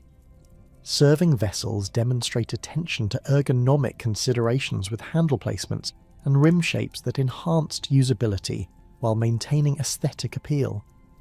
Metalworking technologies employed by Pelasgian artisans achieved levels of sophistication that rivaled contemporary Bronze Age civilizations throughout the Mediterranean. Archaeological evidence from workshop contexts reveals complex production sequences that began with ore processing and extended through alloy preparation, casting, and finishing procedures. The bronze objects recovered from Pelasgian sites demonstrate mastery of advanced metallurgical techniques, including lost wax casting, which enabled the production of complex three-dimensional forms with intricate decorative details that could not be achieved through simpler manufacturing methods. The alloy compositions used in Pelasgian bronze production show systematic variation according to intended function, with tools and weapons employing different copper-tin ratios than decorative objects or ritual implements. Chemical analysis of bronze artifacts reveals that Pelasgian metalworkers possessed detailed knowledge of how alloy composition affected material properties, enabling them to optimize metal performance for specific applications. Weapons typically employed harder alloys with higher tin content that provided superior edge retention, while decorative objects used softer alloys that facilitated detailed surface ornamentation and complex forming procedures. The casting techniques employed in Pelasgian metalworking demonstrate sophisticated understanding of mold design and metal flow characteristics. Bronze vessels recovered from various sites show evidence for piece mold casting procedures that enable the production of complex forms with undercuts and internal features that could not be achieved through simple open mold techniques. The surface quality of cast objects indicates careful mold preparation and controlled pouring procedures that minimized defects and produced finished objects requiring minimal post-casting treatment. Decorative metalworking techniques employed by Pelasgian craftsmen included engraving, rapusa work, and inlay procedures that created elaborate surface ornaments on both functional and ceremonial objects. Bronze mirrors from Lemnian contexts feature engraved decorations executed with remarkable precision, displaying geometric patterns and figural representations that demonstrate advanced understanding of metal surface treatment. The consistency of decorative motifs across different object types suggests standardized artistic traditions and possibly specialized workshops that produced objects for distribution throughout Pelasgian cultural areas.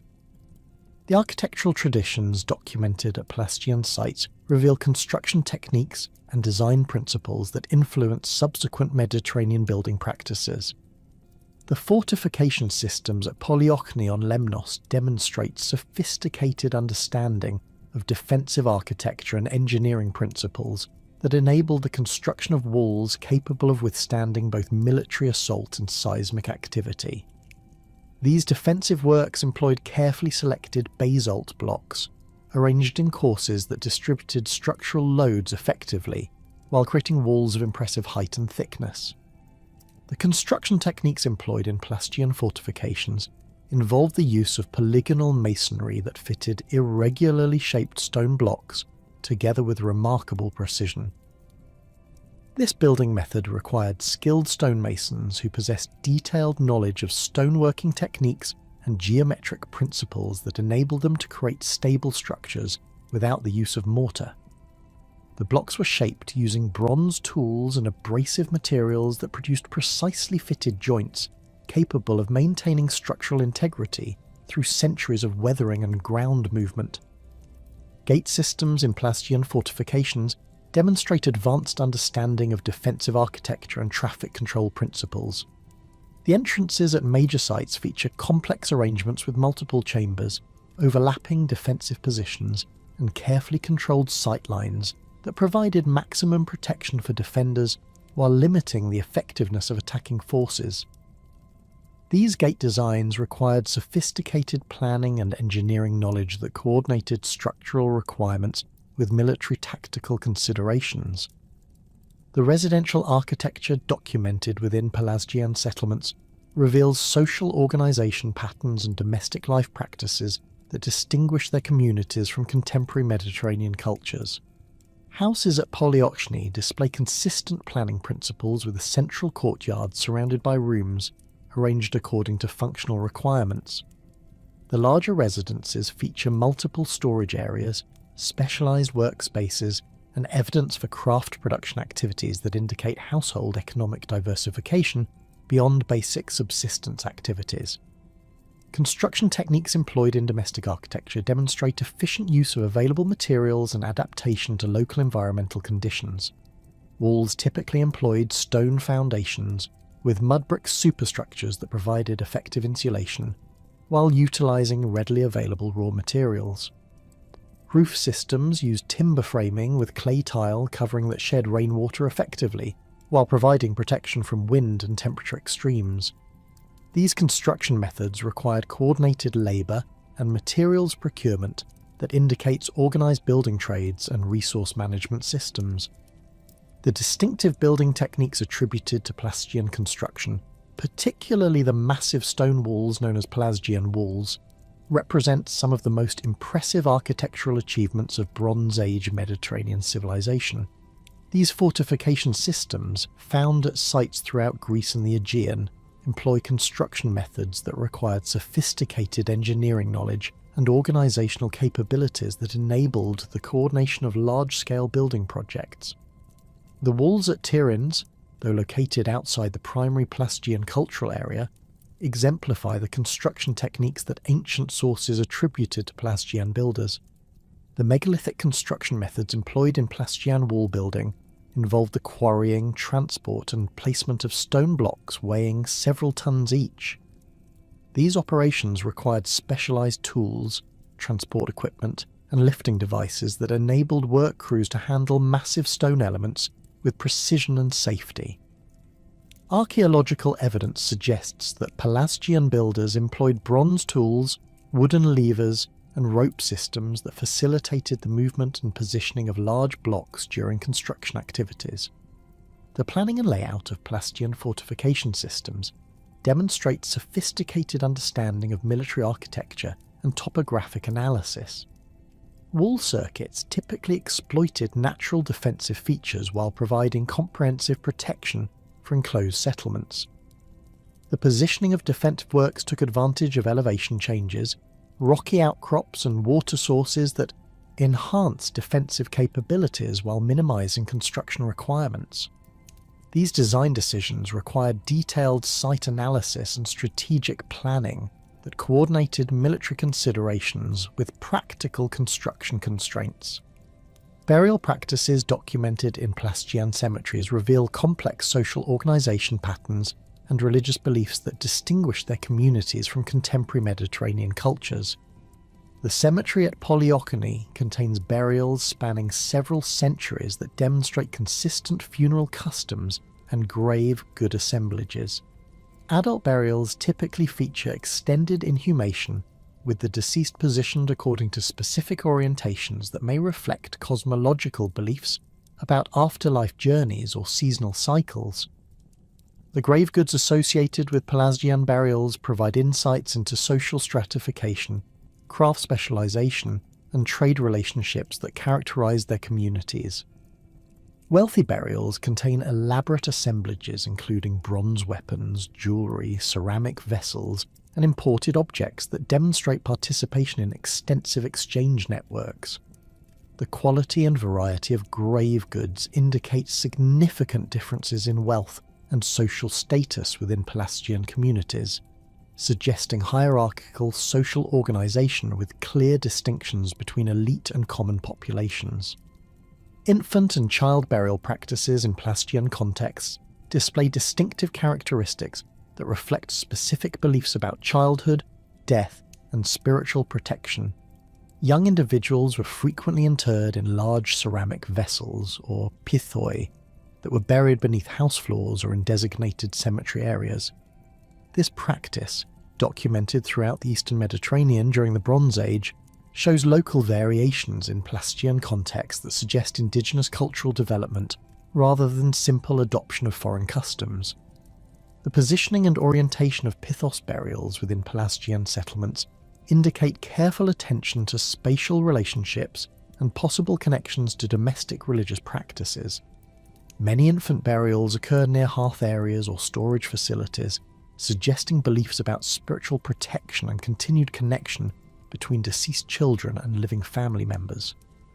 The ceramic vessels used for these burials often display distinctive decorative programs that may have carried protective or religious significance. Adult burial orientations in Pelasgian cemeteries show consistent patterns that suggest shared beliefs about proper funeral procedures and afterlife concepts. The majority of burials feature head orientations towards specific cardinal directions, with variations that may reflect seasonal timing of death, social status, or individual religious preferences. The consistency of these practices across different sites indicates standardized funeral traditions that maintain cultural continuity despite geographic separation. Agricultural practices documented in Pelasgian contexts reveal sophisticated understanding of crop cultivation, soil management, and food storage techniques that supported substantial urban populations. Archaeological evidence from settlement sites includes specialized agricultural tools, storage facilities, and processing equipment that demonstrate intensive cultivation methods adapted to diverse environmental conditions. The agricultural implements recovered from various sites show consistent design principles and manufacturing techniques that suggest standardized tool traditions and possibly specialized craft production. Plough technology employed in Pelasgian agriculture demonstrates advanced understanding of soil cultivation principles and animal traction systems. Bronze ploughshares recovered from agricultural contexts show sophisticated design features that enhance soil penetration and furrow formation while reducing draft requirements. These implements required skilled metal workers who understood both agricultural requirements and metallurgical techniques necessary to produce durable, effective tools. Storage facilities documented at Pelasgian sites reveal systematic approaches to food preservation and resource management that enabled communities to maintain substantial reserves through seasonal variations and periodic crop failures. Large ceramic storage vessels, or pithoi, were manufactured with specific design features that optimize preservation conditions for different types of agricultural products. Grain storage vessels feature narrow openings and internal surface treatments that reduced moisture penetration and prevented insect infestation. The organization of storage facilities within Pelasgian settlements indicates centralized resource management systems that coordinated agricultural production with community consumption requirements. Storage areas typically occupy protected positions within fortified sites and feature architectural arrangements that facilitated efficient loading, monitoring, and distribution of stored products. These organisational patterns suggest administrative systems that tracked agricultural production and managed resource allocation according to community needs. Settlement patterns documented across the Pelasgian cultural area reveal strategic considerations that balanced agricultural productivity with defensive requirements and trade opportunities. Major settlements typically occupied elevated positions that provided natural defensive advantages while maintaining access to fertile agricultural areas and transportation routes. The distribution of settlements within regional systems indicates hierarchical organisation, with larger centres controlling surrounding agricultural territories and smaller communities. The relationship between settlement location and resource access demonstrates sophisticated understanding of environmental conditions and economic opportunities available in different geographic settings. Coastal settlements exploited marine resources and maritime trade opportunities while maintaining agricultural production in nearby inland areas. Mountain settlements controlled strategic passes and mineral resources while developing specialised economies based on pastoralism and craft production using locally available raw materials. Trade relationships documented through artefact distribution patterns reveal extensive exchange networks that connected Pelasgian communities with populations throughout the Mediterranean region. Imported objects found at Pelasgian sites include pottery from Anatolia, metal objects from Central Europe, and raw materials from distant sources that demonstrate participation in long-distance commercial relationships. These trade connections facilitated technological transfer and cultural exchange that influenced Pelasgian material culture development. The production of trade goods for export markets indicates specialised craft industries that generated surplus products for exchange with foreign communities. Pelasgian pottery, metalwork and textiles appear at sites throughout the Aegean region, suggesting that their craftsmen produced objects specifically designed for external markets. These export industries required quality control systems and standardised production methods that maintained consistent product characteristics across different workshops and time periods. The arrival of Greek-speaking populations in the Aegean basin during the Late Bronze Age initiated a complex process of cultural interaction that would fundamentally transform the demographic and cultural landscape of the region. Archaeological evidence suggests this process began around 2000 BC with the gradual infiltration of Indo-European speaking groups, who brought with them distinctive pottery styles, burial customs, and linguistic traditions that would eventually dominate the Eastern Mediterranean. The interaction between these newcomers and established Pelasgian populations unfolded over several centuries through patterns of conflict, accommodation, and gradual assimilation that varied significantly across different regions and time periods. The earliest phases of Greek settlement appear to have occurred in mainland Greece, particularly in the fertile plains of Thessaly and the coastal regions of the Peloponnese, where incoming populations established fortified settlements that controlled strategic river valleys and agricultural territories. Archaeological evidence from sites like Lerna, in the Argolid, reveals destruction layers dating to approximately 2200 BC, followed by the appearance of new pottery styles and architectural techniques that mark the beginning of what archaeologists term the Middle Helladic period. These material culture changes coincide with the first appearance of Greek place names and suggest the initial establishment of Greek-speaking communities in regions previously occupied by pre-Greek populations. The process of cultural assimilation between Pelasgians and Greeks appears to have been gradual and regionally variable, with some areas experiencing rapid demographic replacement, while others maintained mixed populations for several centuries. In Attica, archaeological evidence suggests a more complex pattern of interaction, with Pelasgian communities continuing to occupy mountainous regions around the future site of Athens, while Greek settlers established themselves in the more accessible coastal plains. Pottery assemblages from sites like the Athenian Agora show gradual transitions in ceramic styles that suggest cultural blending rather than sudden population replacement. The fortified settlement of Aegina provides particularly clear evidence for the coexistence of Pelasgian and Greek populations during the transitional period. Excavations have revealed architectural remains that display construction techniques attributed to Pelasgian builders, alongside pottery assemblages that include both traditional pre-Greek forms and new styles associated with incoming Greek populations. The stratigraphic sequence at the site demonstrates continuous occupation through the transition period, with gradual changes in material culture that suggest cultural accommodation rather than violent conquest. Intermarriage between Pelasgian and Greek populations appears to have played a crucial role in the assimilation process, creating mixed communities that combined elements from both cultural traditions. Greek genealogical traditions preserved in later mythological accounts frequently describe marriages between Greek heroes and Pelasgian princesses, suggesting that such unions carried significant political and social importance in establishing legitimacy for Greek rule over formerly Pelasgian territories. The consistency of these marriage narratives across different regional traditions indicates that intermarriage represented a widespread phenomenon rather than isolated occurrences. Archaeological evidence for intermarriage appears in burial practices that combine elements from both cultural traditions. Cemeteries from transitional periods often contain graves that employ Pelasgian burial orientations and grave-good arrangements alongside Greek pottery styles and weapon types.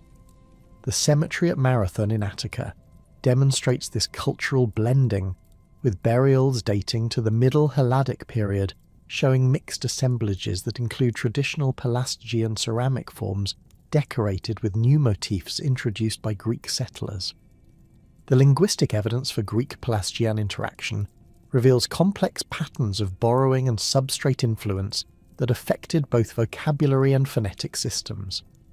Greek dialects spoken in regions with substantial pre-Greek populations show distinctive characteristics that likely derive from Pelasgian linguistic influence. The Aeolic dialects of Thessaly and Lesbos, for example, display phonetic features and grammatical constructions that differ from other Greek dialect groups and may reflect substrate influence from pre-Greek languages spoken in these regions before Greek settlement. Placename evidence provides the clearest documentation of linguistic interaction between Greek and Pelasgian populations.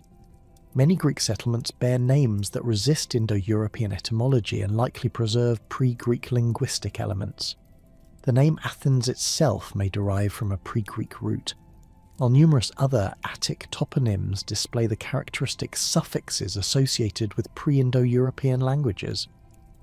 The persistence of these place names through the Greek settlement period suggests that incoming populations adopted existing geographic terminology rather than completely replacing it with Greek equivalents. Hydronyms throughout the Greek world preserve particularly clear evidence of pre-Greek linguistic heritage, as river names typically resist change during population transitions. Major rivers like the Kephisos in Attica, the Peneos in Thessaly, and the Alpheos in the Peloponnese bear names that show no clear Indo-European etymology and likely preserve Pelasgian linguistic elements. The distribution of these non-Greek river names corresponds closely with regions where classical sources placed Pelasgian populations, supporting connections between linguistic and historical evidence. The religious sphere provided another crucial area of cultural interaction between Pelasgians and Greeks, with many sacred sites showing continuity of function through the transition period, despite changes in the specific deities worshipped and ritual practices employed. The sanctuary at Dodona exemplifies this religious continuity, with archaeological evidence demonstrating continuous religious activity from the Bronze Age through the Classical period. The oracular practices associated with the site retained their distinctive characteristics while being gradually incorporated into Greek religious systems through the identification of the local deity with Zeus. The mystery cult at Eleusis provides another example of religious syncretism between Pelasgian and Greek traditions. Archaeological evidence indicates pre-Greek religious activity at the site, with Bronze Age deposits containing votive offerings and ritual implements that predate the classical Demeter cult by several centuries. The distinctive characteristics of the Eleusinian mysteries, particularly their emphasis on agricultural fertility and chthonic deities, suggest the incorporation of pre-Greek religious traditions within Greek theological frameworks. Sacred sites throughout Attica show similar patterns of religious continuity, with gradual adaptation to Greek religious practices. The sanctuary of Artemis Brauronia at Brauron contains Bronze Age deposits that indicate pre-Greek religious activity, while the cult practices documented in later periods retain distinctive characteristics that may derive from pre-Greek traditions. The emphasis on female initiation rites and bear symbolism at Brauron differs markedly from typical Greek religious practices and may preserve elements of Pelasgian religious traditions. The economic integration of Pelasgian and Greek populations appears to have facilitated cultural assimilation through the development of complementary production systems and trade relationships. Archaeological evidence suggests that Pelasgian communities maintained specialised craft traditions, particularly in metalworking and pottery production, that continued to supply Greek settlements with high-quality manufactured goods. The distinctive bronze-working techniques attributed to Pelasgian craftsmen appear in objects found at Greek sites, suggesting continued production by Pelasgian artisans working within Greek-controlled territories. Agricultural practices provide evidence for technological transfer from Pelasgian to Greek populations, with incoming Greek settlers adopting cultivation techniques and crop varieties that had been developed by pre-Greek populations over centuries of local adaptation. The terracing systems found throughout the Greek islands show construction techniques that predate Greek settlement and likely represent Pelasgian agricultural innovations that were maintained and expanded by later Greek farmers. These agricultural systems required detailed knowledge of local soil conditions, rainfall patterns, and crop requirements that could only be acquired through long experience in specific environmental settings. The process of Hellenization varied significantly across different regions, with some areas maintaining distinct Pelasgian cultural elements well into the historical period, while others experienced more complete cultural transformation. The island of Lemnos provides the most dramatic example of prolonged cultural resistance, with Pelasgian populations maintaining their distinctive language and customs until the Athenian conquest in the 6th century BC. The survival of the Lemnian language for over a millennium after the initial Greek settlement of the Aegean demonstrates the possibility for cultural persistence under favourable geographic and political conditions. Samothrace presents another example of cultural persistence, with the mystery cult of the great gods maintaining distinctive characteristics that ancient sources attributed to Pelasgian origins. The ritual practices documented at the sanctuary combined elements that appear to derive from pre-Greek traditions with Greek religious innovations, creating syncretic cult practices that attracted initiates from throughout the Mediterranean world. The international appeal of the Samothracian mysteries may have derived partly from their preservation of ancient religious traditions that predated conventional Greek religious practices. The incorporation of Pelasgian populations into Greek political systems appears to have varied according to local circumstances and the specific mechanisms of Greek conquest or settlement. In some regions, Pelasgian communities appear to have maintained semi-autonomous status under Greek hegemony, continuing to practice traditional customs while acknowledging Greek political authority. Archaeological evidence from Aegean suggests this type of arrangement, with material culture showing gradual Greek influence, while maintaining distinctive local characteristics that may reflect continued Pelasgian cultural identity. The legal status of Pelasgian populations within Greek communities remains difficult to determine from available evidence, though classical sources provide some indications of their social position. Herodotus describes Pelasgian communities in Attica as occupying specific districts and maintaining their own customs under Athenian authority, suggesting a form of protected minority status that allowed cultural continuity while acknowledging Greek political control. The eventual expulsion of these communities, as described by classical historians, indicates that their legal position remained precarious and subject to changing political circumstances. Military service appears to have provided one avenue for Pelasgian integration into Greek society, with evidence suggesting that Pelasgian warriors served in Greek armies and may have achieved social advancement through military achievement. The distinctive military equipment and tactics attributed to Pelasgian fighters in classical sources suggest that their military traditions were valued by Greek commanders and incorporated into Greek military systems. The fortification techniques attributed to Pelasgian builders continued to be employed in Greek defensive architecture, indicating the practical value of their engineering knowledge. The mythological traditions preserved in later Greek literature provide extensive evidence for the role of Pelasgians in Greek foundation narratives and genealogical systems. Greek mythographers consistently portrayed Pelasgians as the original inhabitants of Greek lands, with many regional traditions describing how Greek heroes established their authority through marriages with Pelasgian princesses or conquest of Pelasgian kingdoms. These mythological accounts, while obviously not historically accurate in their specific details, preserve cultural memories of the relationship between Greek and pre-Greek populations. The genealogical systems developed by Greek mythographers typically incorporated Pelasgian figures as ancestors of Greek royal houses, providing legitimacy for Greek rule over formerly Pelasgian territories while acknowledging the indigenous status of pre-Greek populations. The figure of Pelasgus himself appears in numerous regional genealogies as an autochthonous king who ruled before the arrival of Greek populations, with his descendants being gradually incorporated into Greek royal lines through marriage alliances and political arrangements. Regional variations in foundation myths reflect different patterns of Greek-Pelasgian interaction across the Greek world. Athenian traditions emphasized the peaceful nature of early interactions, with myths describing how Pelasgian populations welcomed Greek settlers and contributed to the development of Athenian civilization. The Salian traditions present a more complex picture of conflict and accommodation, with myths describing both military conquest and intermarriage between Greek and Pelasgian populations. The preservation of Pelasgian elements in later Greek culture extended beyond mythology to include practical knowledge, technological innovations, and cultural practices that became integral components of classical Greek civilization.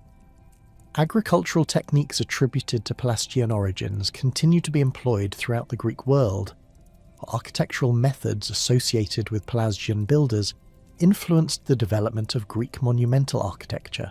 The massive stone construction techniques known as Cyclopean masonry, which ancient sources attributed to pre-Greek builders, continued to be used in Greek fortification systems throughout the classical period.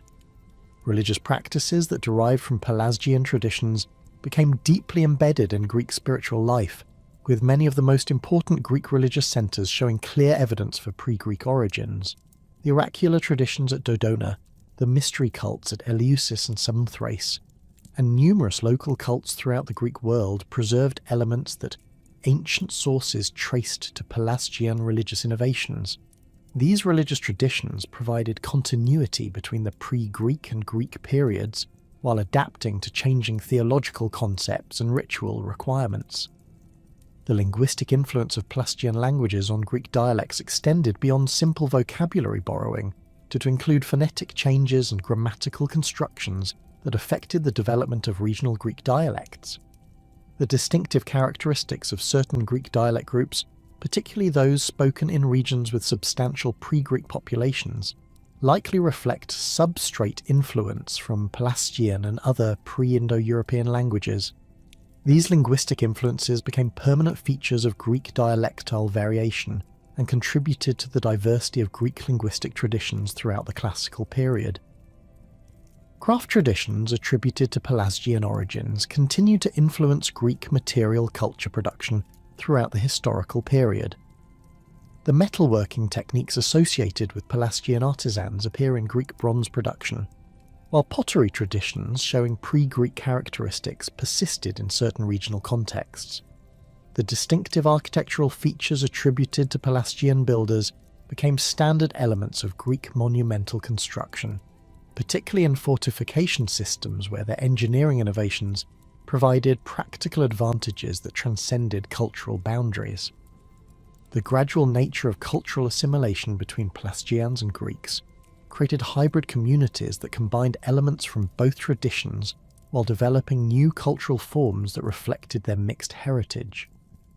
This process of cultural synthesis contributed to the diversity and richness of classical Greek civilization, with many of its most distinctive characteristics deriving from the creative combination of Greek innovations with pre-existing Mediterranean traditions. The complexity of this cultural interaction challenges simple models of conquest and replacement, revealing instead a nuanced process of accommodation and synthesis that shaped the fundamental character of Greek civilization.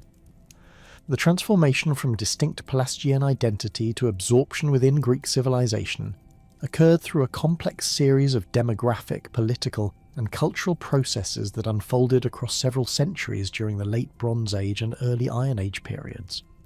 This gradual dissolution of Pelasgian distinctiveness resulted not from any single catastrophic event, but rather from sustained pressure applied through multiple mechanisms that systematically eroded the foundations of pre-Greek cultural autonomy, while incorporating valuable elements of Pelasgian civilization into emerging Greek political and social structures.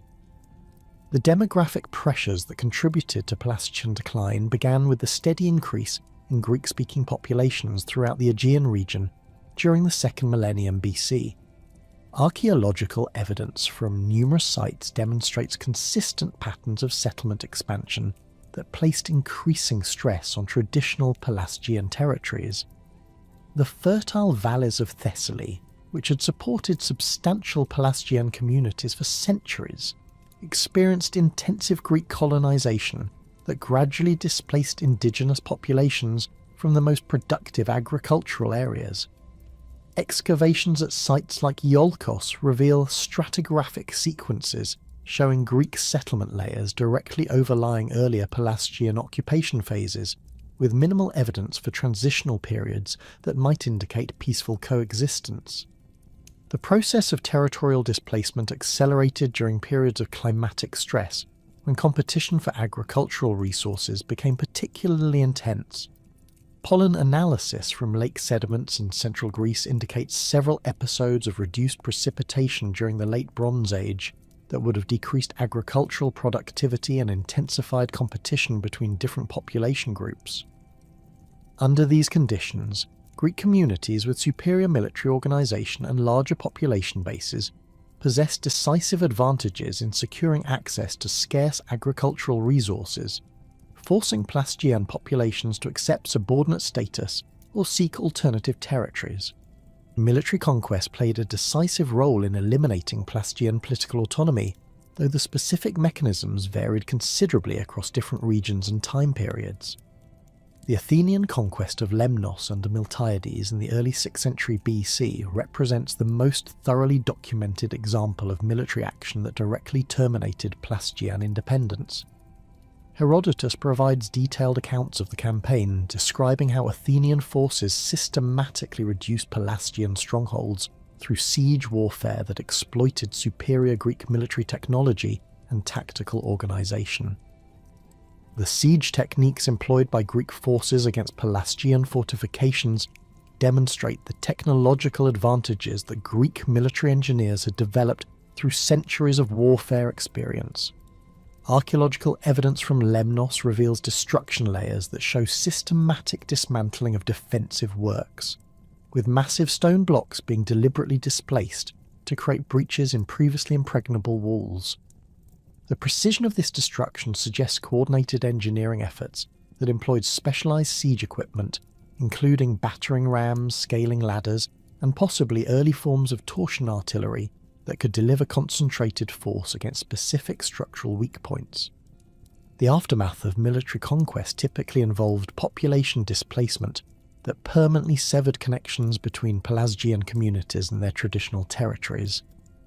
The Lemnian Pelasgians, according to classical sources, were expelled from the island following their defeat and forced to seek refuge in other regions where they lacked the territorial base necessary to maintain their distinctive cultural practices. This pattern of forced migration appears to have been employed systematically by expanding Greek city-states as a means of securing territorial control while eliminating potential sources of future resistance. Economic integration provided another mechanism through which Pelasgian distinctiveness was gradually eroded, as traditional craft specializations and trade relationships were incorporated into broader Greek commercial networks that operated according to different organizational principles. The distinctive metalworking traditions that had characterized Pelasgian material culture became absorbed into Greek production systems that emphasized standardized forms and decorative programs designed to appeal to Greek aesthetic preferences.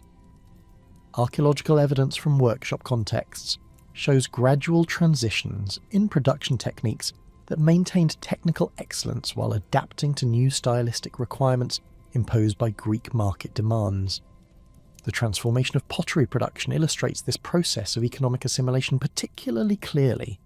Ceramic assemblages from sites with mixed Greek and Pelasgian populations show gradual evolution from traditional Pelasgian forms toward hybrid styles that combined pre-Greek technical innovations with Greek decorative preferences.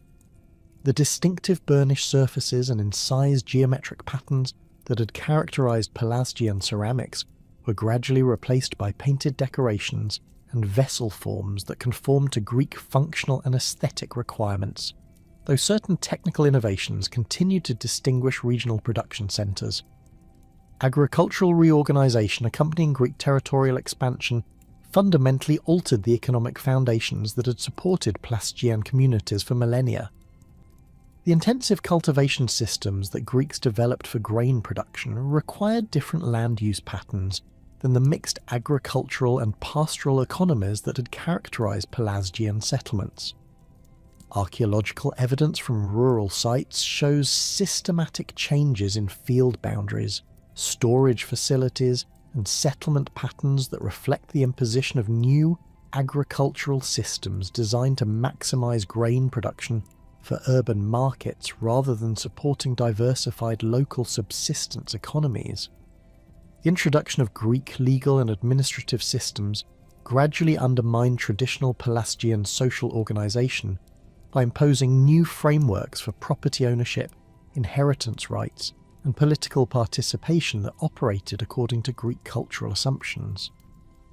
The clan-based social structures that appear to have characterised Pelasgian communities were replaced by citizenship systems that emphasised individual rather than kinship-based rights and obligations.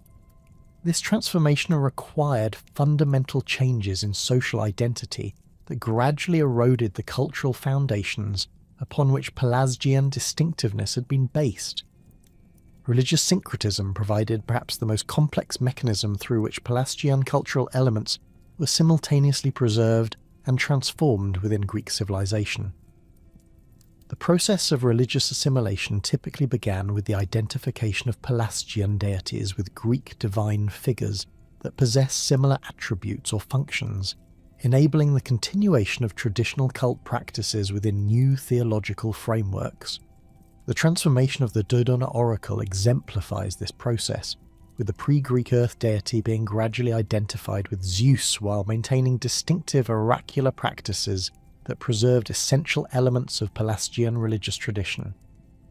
The incorporation of Pelasgian religious sites into Greek sacred geography required careful negotiation between competing claims to divine authority and territorial control.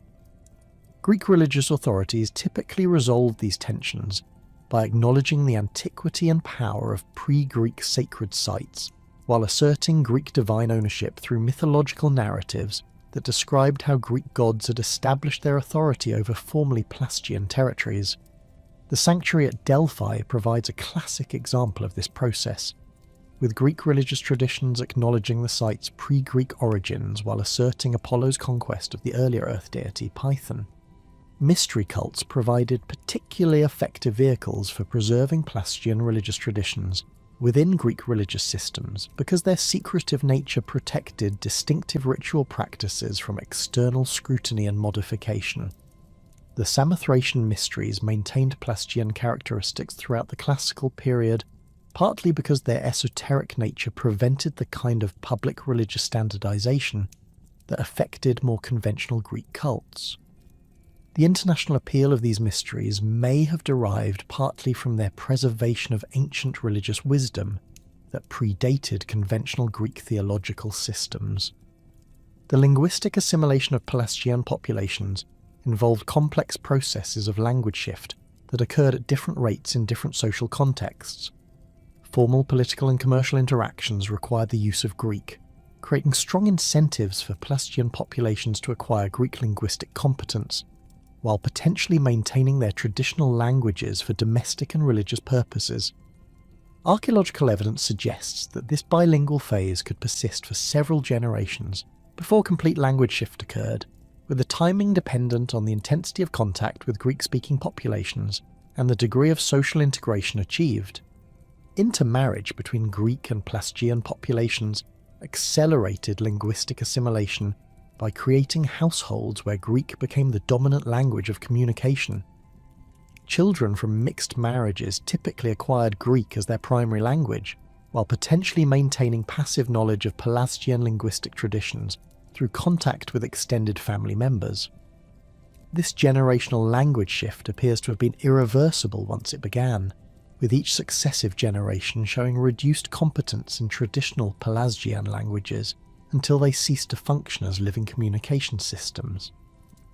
The preservation of Pelasgian linguistic elements in Greek dialects provides evidence for the substrate influence that resulted from language contact during the assimilation period.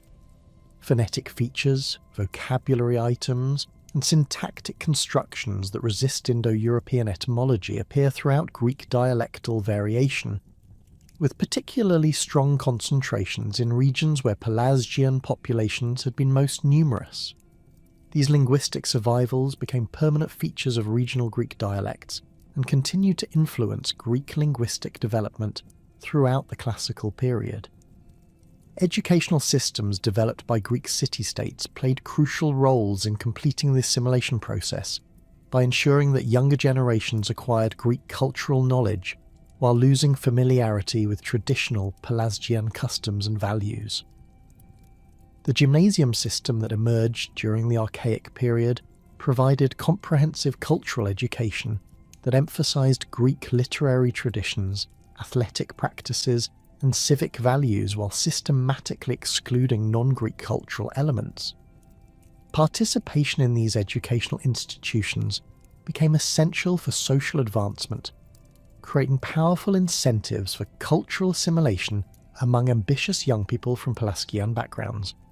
The development of Greek historical writing during the classical period contributed to the erasure of Pelasgian cultural memory by creating standardized narratives about the Greek past that marginalized pre-Greek contributions to Mediterranean civilization. The historical accounts produced by writers like Herodotus and Thucydides, while acknowledging Pelasgian presence in earlier periods, presented Greek civilization as the natural and inevitable outcome of historical development, while treating Pelasgian culture as a primitive predecessor that had been rightfully superseded by superior Greek achievements. Legal mechanisms employed by Greek city-states systematically eliminated the institutional foundations that might have supported continued Pelasgian cultural distinctiveness. Property laws that favoured individual ownership over traditional kinship-based land tenure undermined the economic foundations of clan-based social organisation.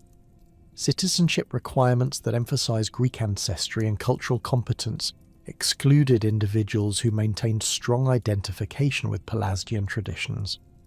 Religious regulations that standardised cult practices according to Greek theological principles eliminated the institutional support that traditional Pelasgian religious practices required for continuation.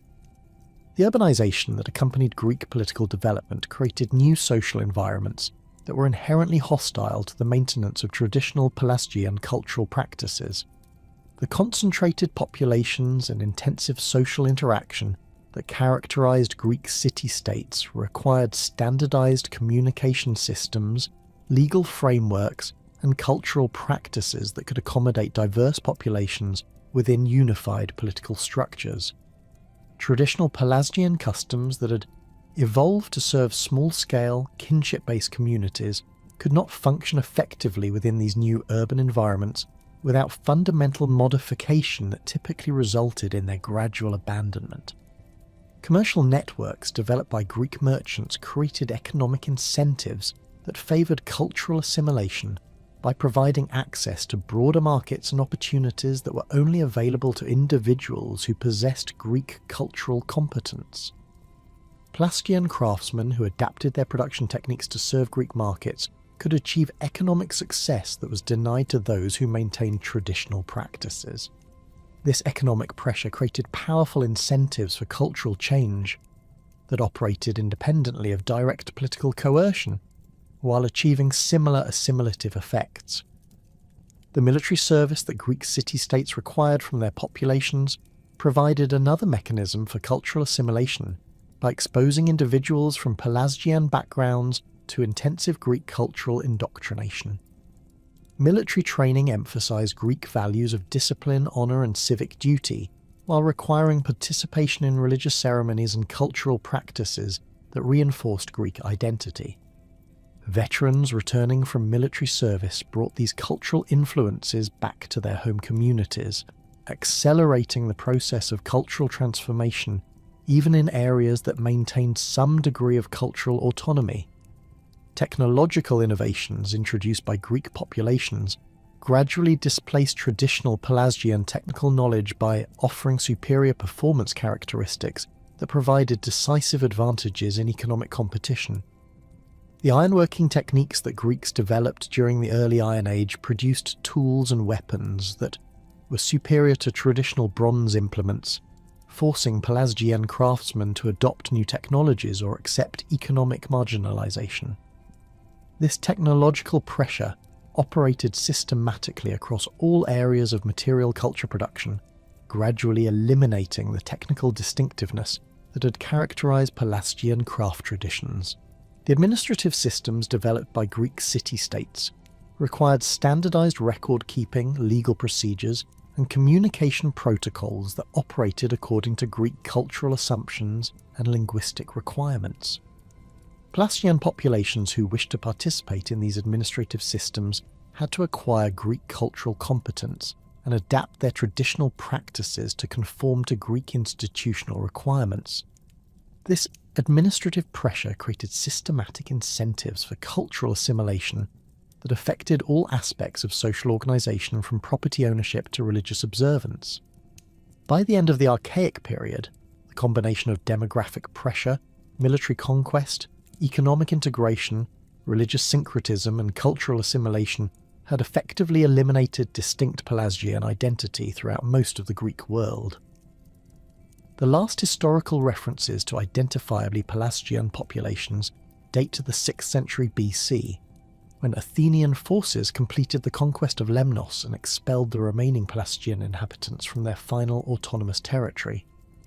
Archaeological evidence suggests that this military action marked the end of independent Pelasgian political organisation, though cultural elements derived from Pelasgian traditions continued to influence Greek civilization throughout the classical period and beyond.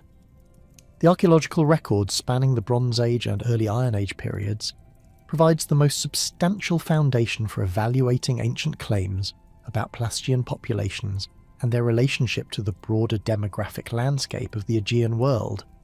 This evidence, accumulated through more than a century of systematic excavation and analysis, reveals complex patterns of settlement, cultural development, and population movement that both support and complicate the testimonies preserved in classical literature. The material remains from this crucial period demonstrate that the Aegean basin supported diverse populations with sophisticated technological capabilities and extensive interregional connections long before the emergence of historically documented Greek civilization. The reliability of ancient sources regarding Pelasgian history requires careful assessment against archaeological evidence and modern understanding of how historical memory functions in pre-literate societies. Herodotus, writing in the 5th century BC, drew upon oral traditions that had been transmitted across several centuries since the events he described. His account of Pelasgian origins and distribution reflects genuine historical memories preserved in local traditions, but these memories had been filtered through generations of retelling that inevitably introduced distortions and anachronistic elements. The geographic precision of his descriptions, particularly regarding Lemnos and the Troad, suggests access to reliable local knowledge, while his more general statements about Pelasgian characteristics and customs may reflect contemporary Greek assumptions about pre-Greek populations rather than authentic historical information. Thucydides approached Pelasgian history with greater analytical rigour, focusing on their role in early Athenian territorial development rather than attempting comprehensive ethnographic description. His account of Pelasgian expulsion from Attica reflects documented political events of the 6th century BC, while providing insights into earlier population distributions. However, his emphasis on political and military aspects of Greek-Pelasgian interaction may have oversimplified more complex processes of cultural accommodation and gradual assimilation that archaeological evidence suggests characterized most regions. Later sources like Pausanias and Strabo possessed extensive knowledge of physical remains and local traditions that earlier historians could not access, but they wrote within Roman imperial contexts that influenced their interpretation of pre-classical Mediterranean history. Their descriptions of Pelasgian architectural achievements and religious foundations preserve valuable information about material culture survivals, though their attempts to integrate this evidence within broader historical narratives reflect Roman period intellectual frameworks rather than ancient Mediterranean perspectives. The concept of Pelasgian, as employed by classical authors, functioned more as an explanatory category than as a precise ethnic designation, serving to account for pre-Greek cultural elements that persisted within classical civilization. Ancient writers used this term to explain the origins of massive stone fortifications, distinctive religious practices, and linguistic elements that clearly predated Greek settlement but remained integrated within contemporary cultural systems. This conceptual framework enabled classical authors to acknowledge the contributions of pre-Greek populations while maintaining narratives of Greek cultural superiority and historical inevitability.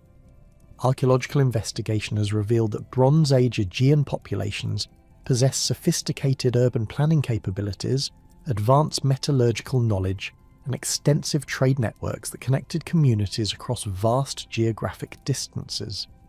The settlement at Polyochni on Lemnos demonstrates urban organisation principles that rival contemporary developments in Mesopotamia and Anatolia, with defensive systems, residential districts, and craft production areas arranged according to coherent planning concepts. The technical quality of construction at this site indicates engineering knowledge and organisational capabilities that contradict earlier scholarly assumptions about pre-Greek technological limitations. Pottery production throughout the pre-Greek Aegean achieved levels of technical sophistication and artistic achievement that demonstrate mature craft traditions with deep historical roots. The ceramic assemblages from sites like Thermae on Lesbos and Emporio on Chios display consistent stylistic characteristics while showing regional variations that suggest both cultural unity and local innovation within broader shared traditions. The manufacturing techniques employed in producing these ceramics required specialised knowledge of clay preparation, kiln operation, and surface treatment that could only be acquired through generations of accumulated technical expertise. Metalworking evidence from Bronze Age Aegean sites reveals sophisticated understanding of alloy composition, casting techniques, and finishing procedures that enabled the production of complex bronze objects with both functional and ceremonial applications. The bronze industry at Polyochni employed advanced techniques, including lost wax casting and piece mould construction, that produced objects displaying remarkable technical quality and artistic sophistication. Chemical analysis of bronze artifacts from various Aegean sites shows systematic variation in alloy composition according to intended function, indicating detailed metallurgical knowledge that optimize material properties for specific applications. The fortification systems documented at pre-Greek Aegean sites demonstrate military architectural knowledge that influenced subsequent Mediterranean defensive construction throughout antiquity. The walls at Lerna in the Argolid, employ construction techniques that parallel methods found at sites throughout the Aegean, suggesting shared engineering traditions that transcended local political boundaries. These defensive works required coordinated labour from substantial populations and demonstrate organisational capabilities that supported complex military and civil engineering projects. Religious architecture from Bronze Age Aegean contexts reveals distinctive approaches to sacred space organisation that differed markedly from later Greek temple design, while showing connections to contemporary Anatolian and Near Eastern traditions. The sanctuary complexes at sites like Philokopi on Melos feature architectural arrangements that emphasised communal participation in religious activities rather than the priest-mediated rituals characteristic of classical Greek religion.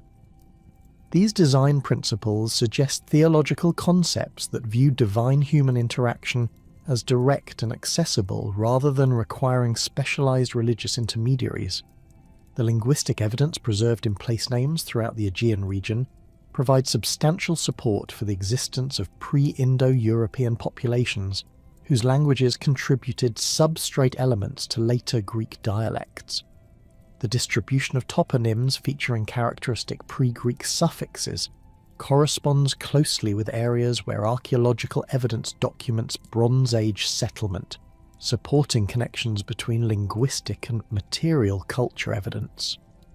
River names throughout the region show particularly clear evidence of pre-Greek linguistic heritage, as hydronyms typically resist change during population transitions and preserve the most archaic linguistic elements in any given area.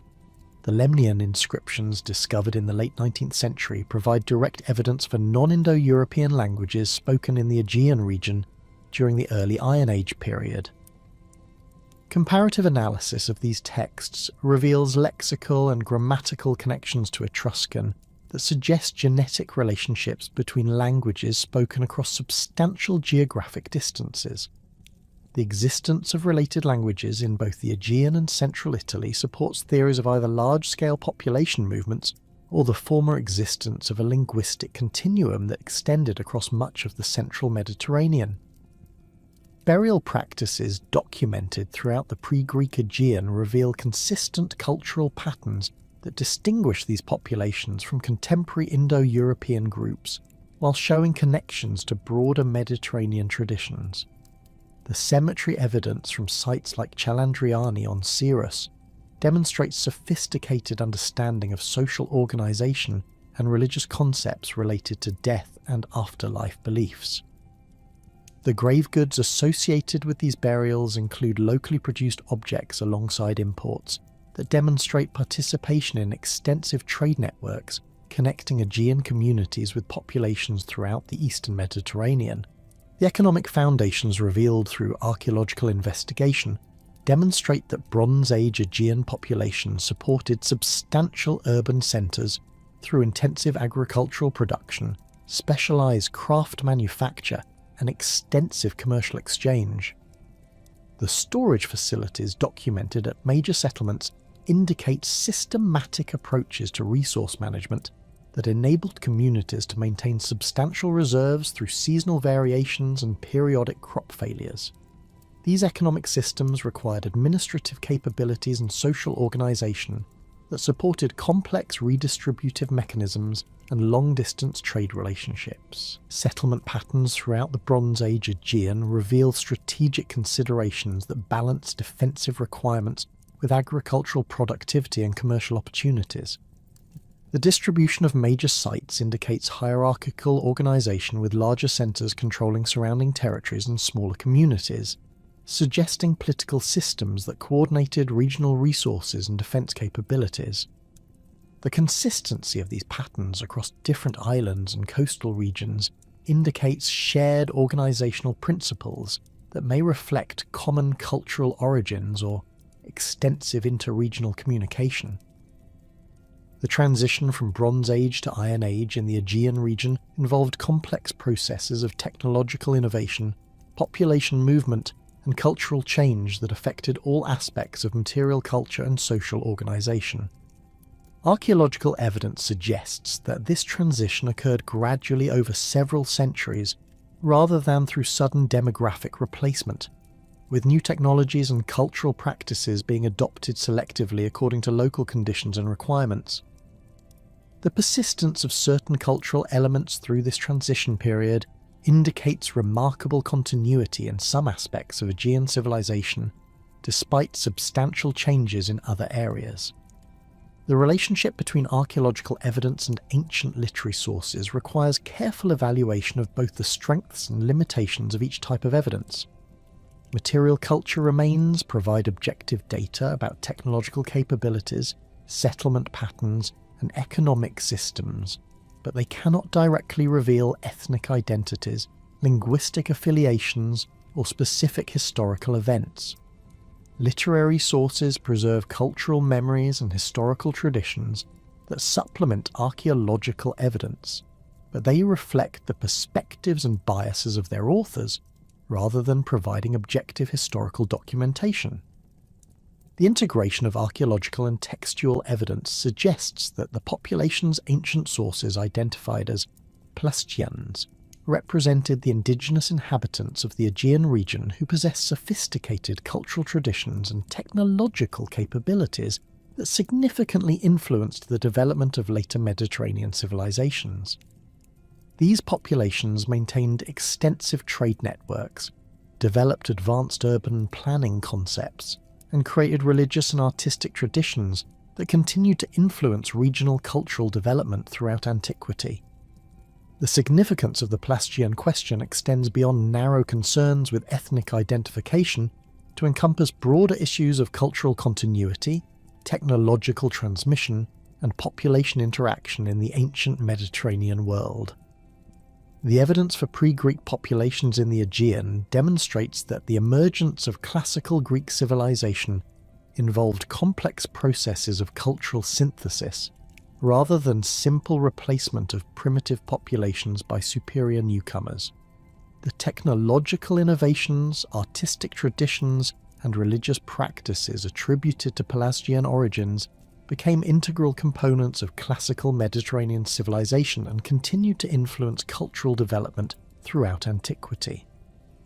The study of Bronze Age and early Iron Age Aegean populations reveals the complexity of cultural interaction and demographic change in the ancient world, challenging simplistic models of ethnic replacement and cultural succession.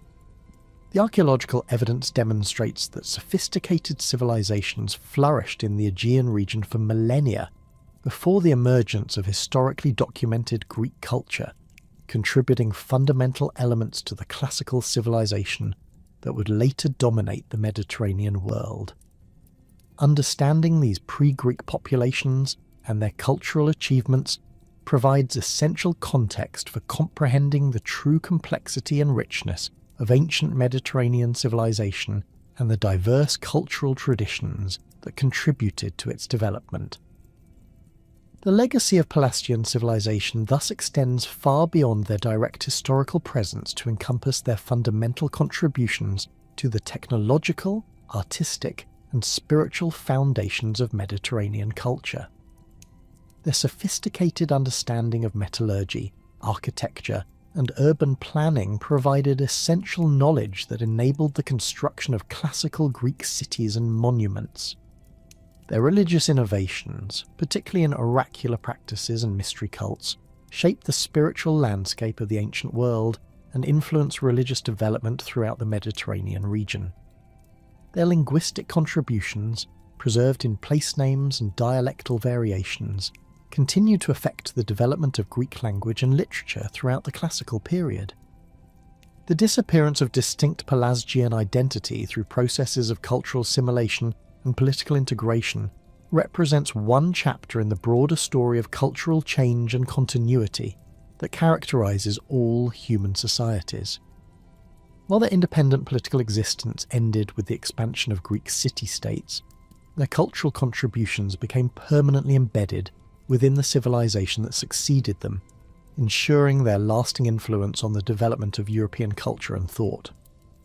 The study of Pelasgian civilization thus illuminates not only the specific history of pre-Greek Aegean populations, but also the broader patterns of cultural interaction and synthesis that have shaped human civilization throughout history.